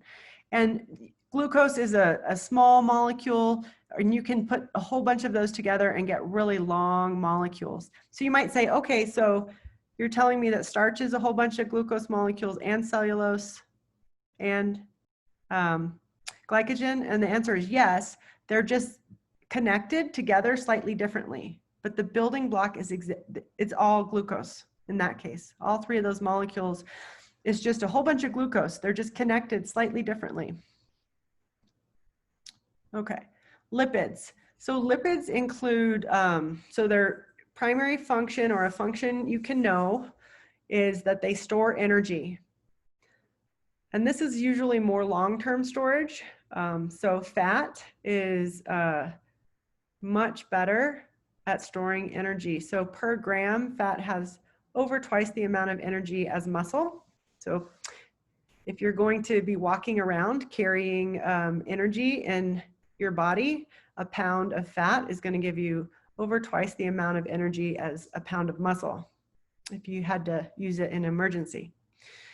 So fat is great for energy storage. And an example is like butter, Crisco, or oil. Oil is like a liquid form, like olive oil. So those are examples of lipids.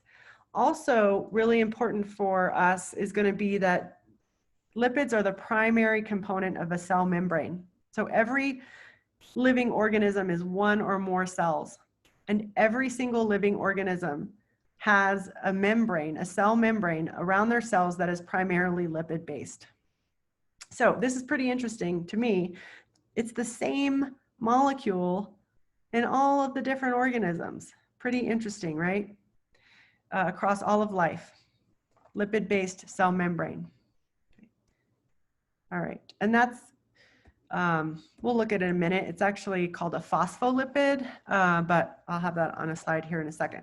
Okay, so lipids, also this cute, one of my favorite animals, the otter. Lipids are hydrophobic, meaning they don't, so they're scared. Phobic is like, I don't like you, I don't want to associate with you, I don't like you, I'm scared of you. So hydrophobic is water avoidant, right? So lipids do not mix with water. You put oil in water and they're immiscible, they do not go together, right? The oil is going to separate out on top, which is why you don't put out a grease fire, right? Right, Tanner, with water. It's not going to do anything. It's going to spread it out everywhere. So you want to, it's good for a lot of reasons. You want to know, okay, are things fat-based, hydrophobic, or hydrophilic? So in this case, and even in humans, like we have in our skin, we've got wax, like keratin, and it prevents us from desiccating, right? So we don't dry out because we're primarily water. In Arizona, we would very quickly evaporate, right? And we would just be sacks of skin. But we have this waxy coating, fat-based on our skin to help us keep that water in. All right. So this slide's kind of, it's a little scary. So what do you need to know about it? You don't need to memorize the structure. It's just but it shows you the chemical structure of fats. They're primarily hydrocarbons, meaning the two primary atoms are hydrogen and carbon. So triglyceride, if you've ever heard of that, that's fatty acids and glycerol. That's the triglycerides are the fat that is stored in an animal. So we have cells in our body called fat cells. They're also called adipocytes, and they're basically bags of fat, and they're bags of triglycerides. So we have cells that function to store triglycerides. That's how humans store fat. So also phospholipids, which is the primary component in cell membrane. And you've probably heard of steroids, right? Steroids are a type of hormone that is lipid-based. Okay, they're made out of, they're derived from cholesterol. So example of a steroid, testosterone, cortisol, anabolic steroids, those type of things that make you build muscle. Okay. All right, last category, proteins. So proteins are extremely complex. They're the most complex of all biological molecules. They have 4 levels of structure, and they include enzymes. So enzymes, I'd like you to know that, right? Enzymes help regulate biological reactions.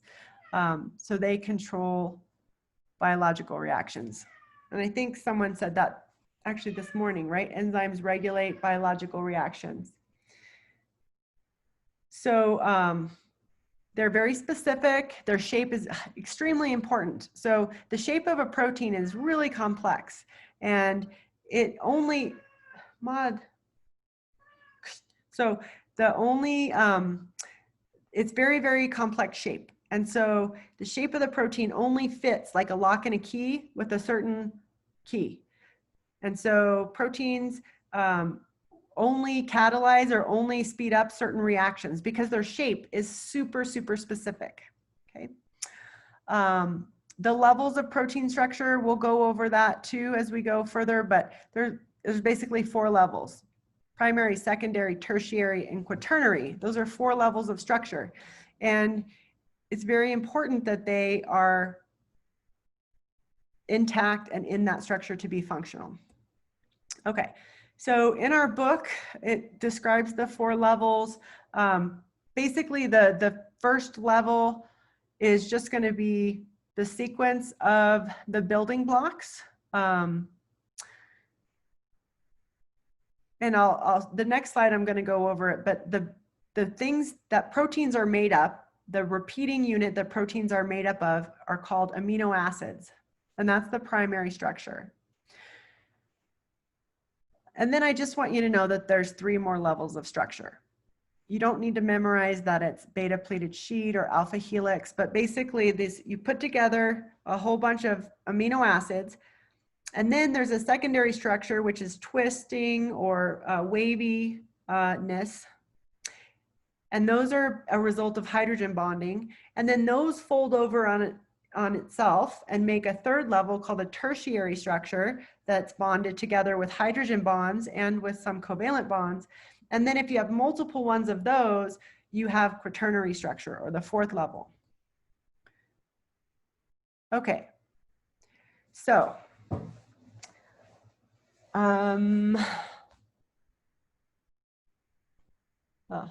this is a little bit out of order, but so I'm going to click on that. Okay, so this is showing a protein that is in an environment where the pH is breaking bonds. So this is a pretty simple protein, and it's just vibrating from random molecular motion, but it's in an environment that may be too acidic or maybe too basic.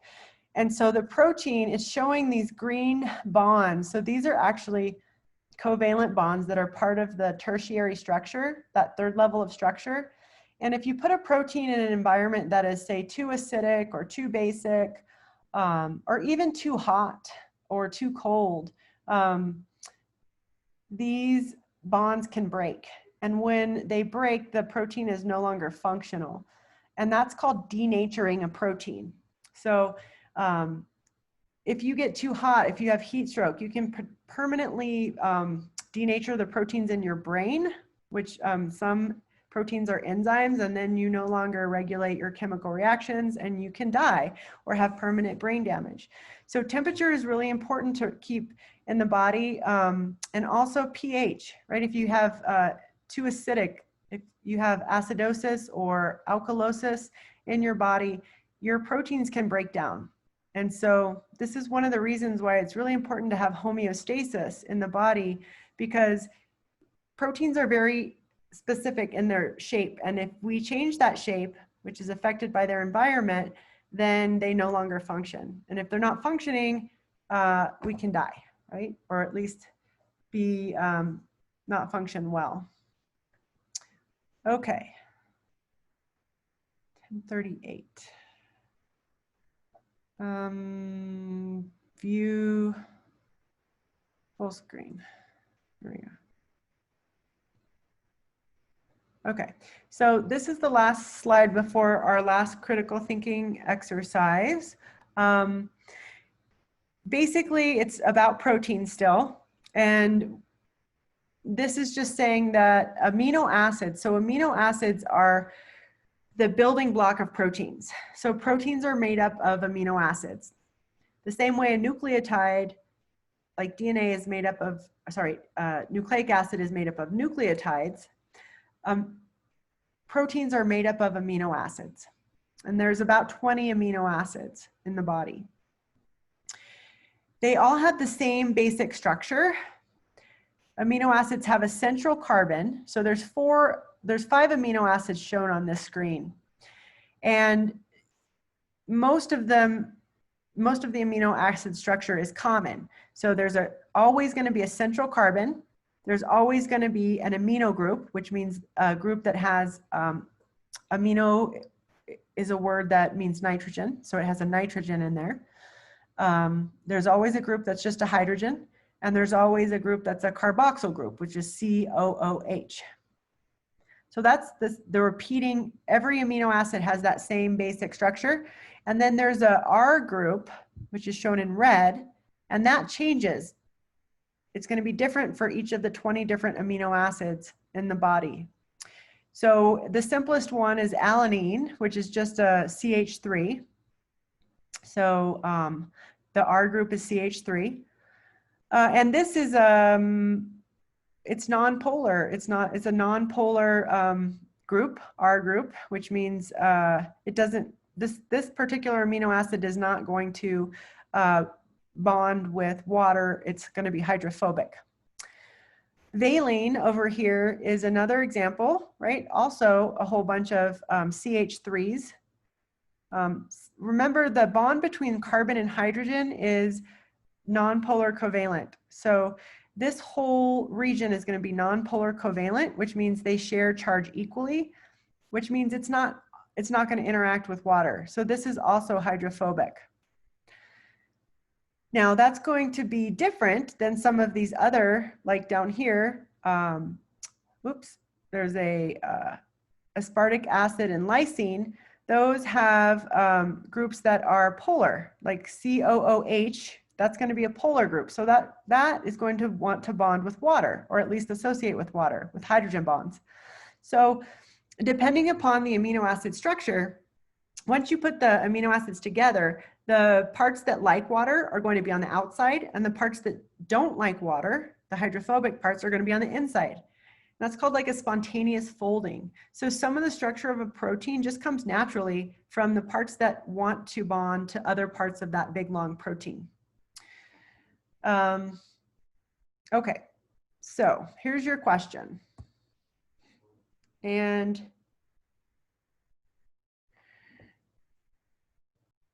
I'm going to give you a bit longer for this. I'm going to give you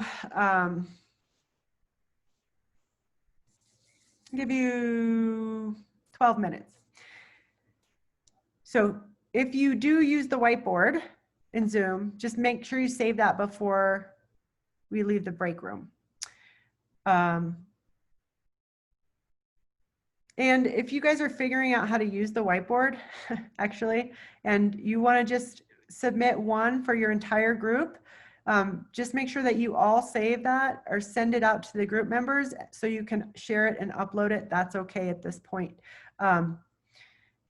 So you can all submit the same document, but you've got to each submit it. It has to go in your assignment, meaning you can't just have one person in your group submit it and say, this is for Connor and Cullen and Kay. You have to each have a copy and submit it so you have a record of it and access to it. Or you can each write it out on your own. Okay, so here's the question. What is the ideal diet for humans, right? Now, I know you guys are not PhD nutritionalists, and even if you were, you would debate amongst yourselves. This is critical thinking. This is just something to consider. So when you're answering what's the ideal diet for humans, consider the following. What is the goal of the diet? What are you trying to achieve, right? So what is an ideal diet anyway? How would you measure or quantify success? Like, oh, so what is the outcome that you're trying to achieve, and how would you actually measure that to see if your diet's working? And then, is there an ideal diet for everybody? Like pretty much, okay, everybody don't eat sugar. Like that's gonna help everybody, or not. So answer that question. Is there an ideal diet for all people? And if not, how would the diet be modified, and for which groups would it be modified? Okay. So I am gonna put you in smaller groups this time, just so that everyone participates. It's hard to participate when there's a big group. So put the group for this second question, put your group members names under the second part. And then I'll copy and paste this. Oh man. If you want to screenshot it now, great. Let's see, escape. And I'll copy and paste it into the chat. And then I'm going to give you 12 minutes. And then we're going to come back and talk about the ideal diet. Okay. So this is critical thinking. So just think about how you would approach this. Again, the field of nutrition, so much debate, right? A lot of study. There's not a consensus for a lot of this. So here we go. I'm going to put you in your groups. Breakout. So I need to do recreate. Okay, 14. So if I had 12 people, 4 rooms would work for 3. Okay. All right. So I'll see you in 12 minutes.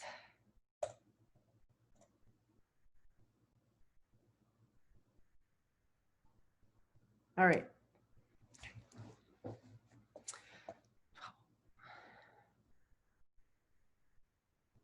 And the chat, where's my chat?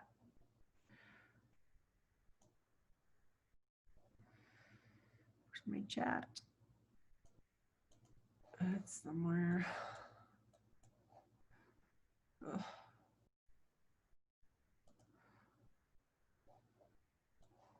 Where's my chat?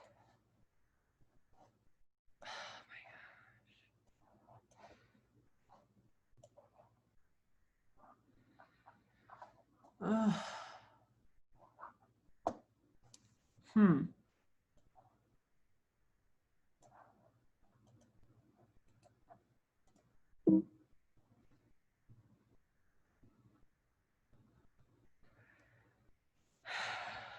Where's my chat?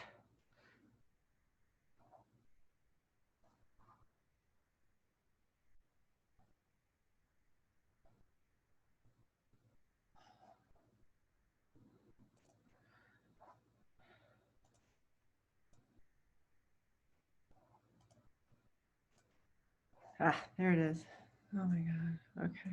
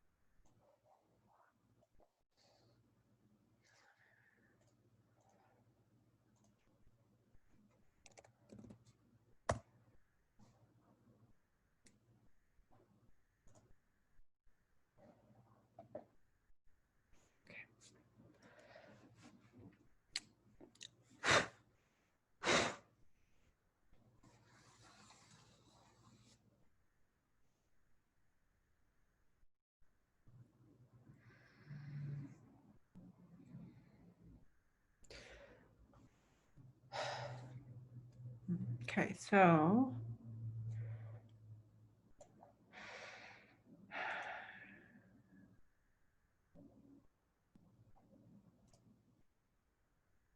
what the hell is that? Sorry.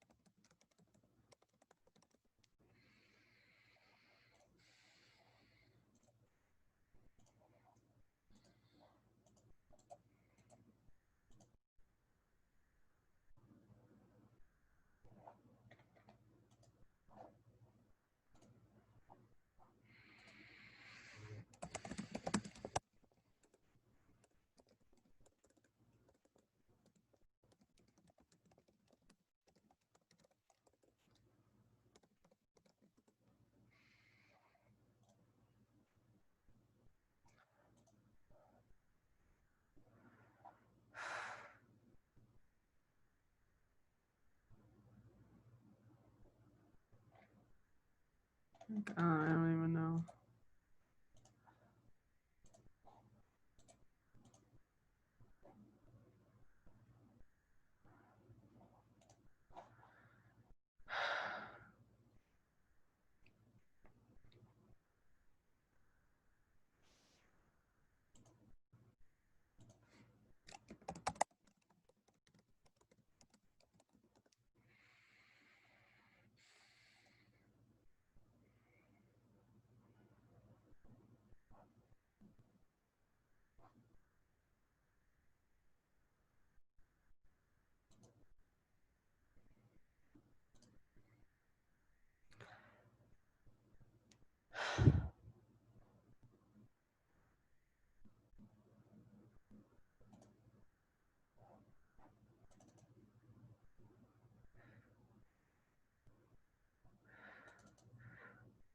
That's interesting. Where did that go? Hold on.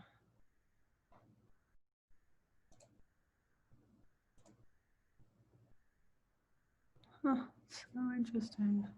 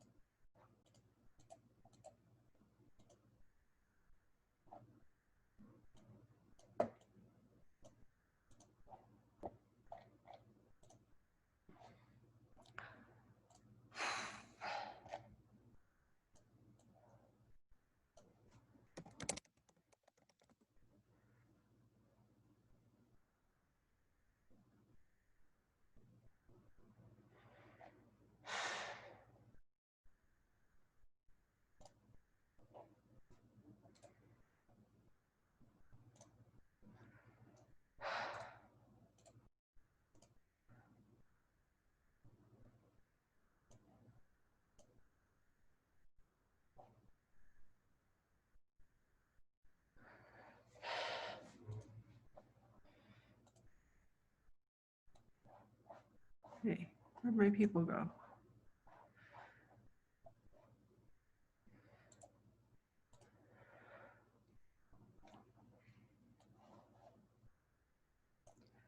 Where'd my people?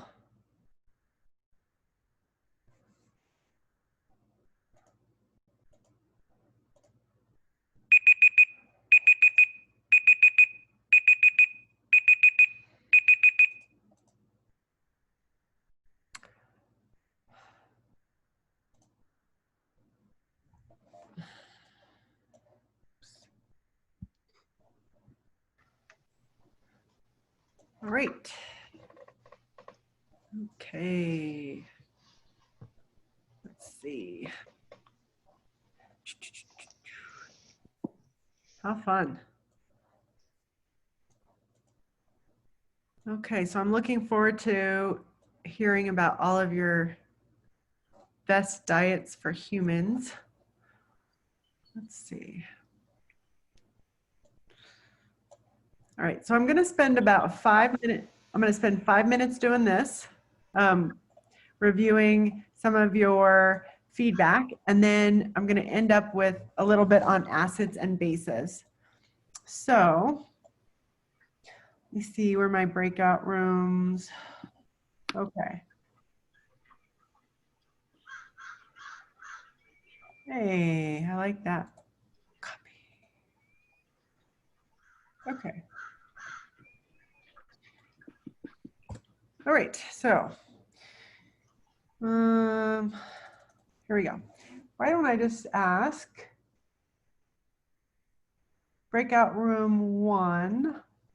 Let's see, Anthony, Cassidy, Elijah, Naomi, what is your ideal diet for humans? Just includes a balanced amount of the 4 major macromolecules. Balanced. Okay. So would that be like 25% of each, or what does that mean? Whatever applies to your individual needs. Molecules. Okay. So how would you figure that out? Research it. Okay, great. How would you determine if your diet is successful? We said to test it, we could weigh ourselves or regularly check like blood pressure and different bodily things like immune system function. Okay. So how would you figure out are you trying to be, what's the ideal weight here? Is weight part of your outcome? Is it important to be a certain weight? BMI, like be the right body mass index. Okay. All right. So BMI, body mass index. So kind of a relationship between your overall weight and your height and your, okay. All right. Blood pressure, good. Immune function, I like that one. Okay. All right. Okay. Now, would this diet be the same for everybody? No. How would it be different and for what people? Just based off your different needs, like for people who are like underweight or someone who has allergies or some type of condition. So if you're underweight, we wouldn't eat a balanced meal. How would you change it? Probably want more fats. More fat. Okay. And if you have allergies, you would avoid those foods? Yeah. Okay. Or like certain conditions like diabetes, you want more or less sugars. Okay.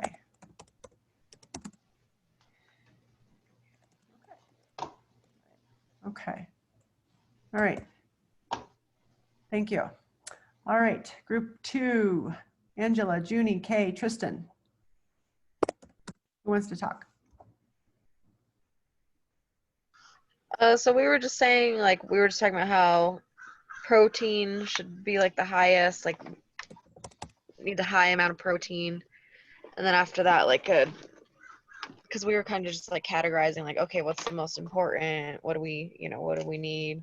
And we were thinking like healthy carbs, so then we can get the energy and the glucose and stuff. And then we would need like the fats so that our brains would function and we could store all of the energy.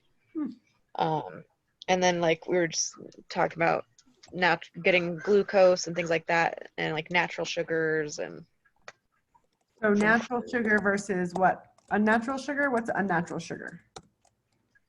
Versus like corn syrup or something like that. So something that's like refined then? Yes. Okay. No, less refined.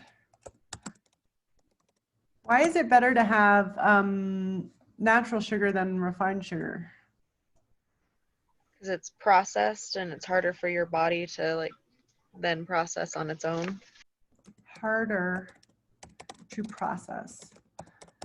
That's interesting. I think in some cases that's true for some fats and things. And also there's also an argument to be made for if you just flood your body with already like pure sugar, your body doesn't have to do anything, and it gets a little confused sometimes with the insulin. I think both scenarios are definitely true. So good on that. Okay. So protein the highest, healthy carbs, fats the least, natural sugar. Anything else for your diet?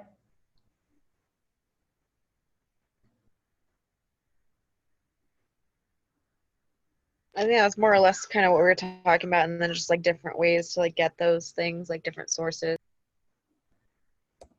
So like how would you get your protein? Is that what you're talking about? That one we actually hadn't specifically covered, but we were talking about like how we would get like the healthy sugars or like the healthy fats, from things like nuts and, avocados and, but like the proteins, we could get that from, soy or even meat. Okay. So not all, so what I'm hearing is not all proteins are created equal necessarily, or carbs. You want to look for ones that are less refined and consider your sources. Yeah. Meat versus soy. That's always a big debate, right? Okay. All right. And then how would you measure your success in this case? Just the overall health of the person and their longevity. Okay, so how long they live.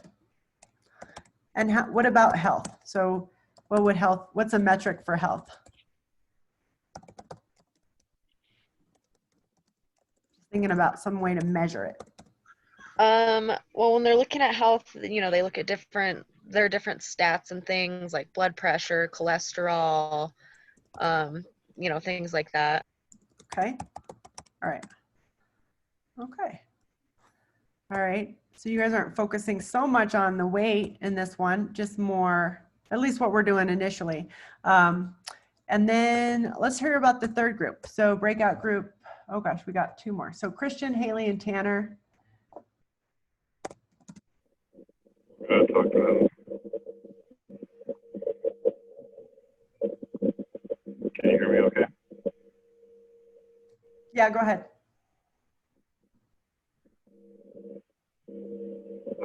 Basically what we said was a good diet was vegetables, proteins, and fats. Main reason is for a healthy lifestyle, but also maintaining homeostasis in the body. Okay. Body.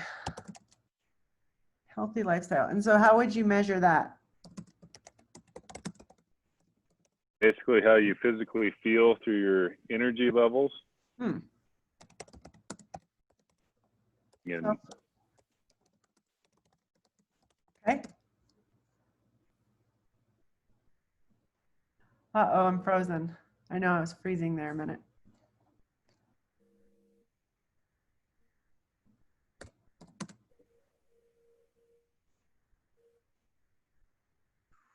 Uh-oh. Okay, I think I'm freezing a bit. You're freezing a little bit, but right now you're moving around. Okay. All right. Energy level. All right. Okay, I think what I'm going to do. Okay, I can still see myself. Okay. Tanner, I'm going to next week we're going to start with you and finish this up for your group, and then also for Carson and Shane and Zoe. We're going to start next time with your report. I just want to finish. I have 5 minutes, and I want to make sure I talk a little bit about acids and bases this week. And I'm going to come back to this critical thinking question when we start next time. So for the last 5 minutes, I just want to talk about acids and bases. And I think you guys did a great job so far on that critical thinking. Okay. So pH, you've probably heard of it, measures acidity. And the lower the pH, the number pH, the higher the acidity. So it's inverse. So if you have a pH of 1, that's really acidic. It's like more acidic than your stomach acid. It's like battery acid. pH of 7 is neutral. That's like water. And then pH of 14 is very basic. So over here, this is going to show you like even more than bleach or soapy water or ammonia. Okay. So this is a logarithmic scale, which means that every number that you go through is an order of 10. So something that is 1 is 10 times more acidic than something that is 2. Okay, hold on. I can't see you guys. I'm going to move you over here. All right. Okay. And then view. Okay. Present. Okay, so acids provide hydrogen ions to a solution. Something that is very acidic has a very high concentration of hydrogen ions. What is another word for a hydrogen ion? Electron. Close. Can you share the screen? Sorry. Proton. Proton. Okay, so basically an acid is the concentration of protons in solution. More protons, more acidic. More protons, more acidic. Okay, bases are very few protons. So, and they're also described as hydroxide ions, so OH minus. So the more hydroxide ions in a solution, the more basic. Are you sharing your screen? Yeah. Is it not sharing? Sorry, I guess I'm not. Okay. Oops, I got a little ahead of myself. How do I share? Share screen. Okay. Thank you for asking. Okay, there we go. So, okay, acids, extremely high proton concentration, or H+. So H+ is the same thing as a proton. So if you have an acid, you have a lot of protons. If you have a base, you have very few protons. Another way to look at a base is that you have hydroxide ions, which are OH-.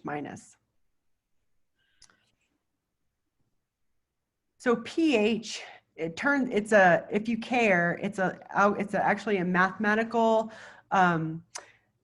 formula. pH equals minus the log of the concentration of hydrogen ions. I'm not going to ask you to solve for that, but that's what pH stands for, and it's a logarithmic scale. Okay, so here's the big point. So buffers. Buffers are substances that resist changes in pH. So they absorb excess hydrogen ions or hydroxide ions, depending upon the surrounding solution. And buffers tend to be weak acids or weak bases. So this is really important in any living system to have buffers, a buffering capacity, because we want to maintain homeostasis, a narrow range of pH. So in the human body, carbon dioxide, it's part of a really important buffering system that keeps the pH in a proper range. Okay. So what you need to know is that a buffer resists change in pH. So if you add an acid to it, it's not going to become that acidic because it's going to absorb those hydrogen ions. Okay. So here's an example. The carbonic acid bicarbonate buffer system, a tongue twister. But it's basically carbonic acid is produced when carbon dioxide dissolves in your blood. And it's just an example, and I'd like you to know an example of a buffer system in the body. So it keeps the blood within a very narrow range of pH. We want to stay within 7.35 and 7.45. So that is a little bit basic, right, or alkaline. Now, as far as the details of the carbonic acid buffer system, you don't need to know this equation, but I do want you to know that carbonic acid is a weak acid, and so it's part of the carbonic acid bicarbonate buffer system. And if you get too acidic or too basic blood, then the carbonic acid and the bicarbonate system neutralize that additional acid or base. I have a question. Go ahead. I was just saying I have class at 11:20, and so I just was seeing if I was able to go. Yeah, go ahead. Okay. Okay, so the last slide I have here is why do we care about keeping pH in a narrow range? And that's because outside of a narrow pH range, many molecules will break down.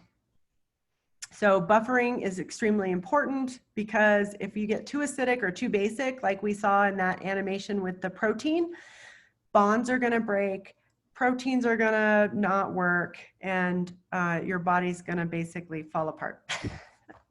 And I think that's good. I'll pick up these last two slides. I think for your quiz, if anything, just know that amino acids, which are part of the protein buffering system, are weak acids and bases. So out of the four main macromolecules, proteins are the category that act as a buffer in your body. Okay, so proteins act as buffers. Every protein is a buffer by its basic chemical composition. So yeah. And that is the last slide. Our body's pH between 7.1 and 7.5, right? 7.35 and 7.45. Okay.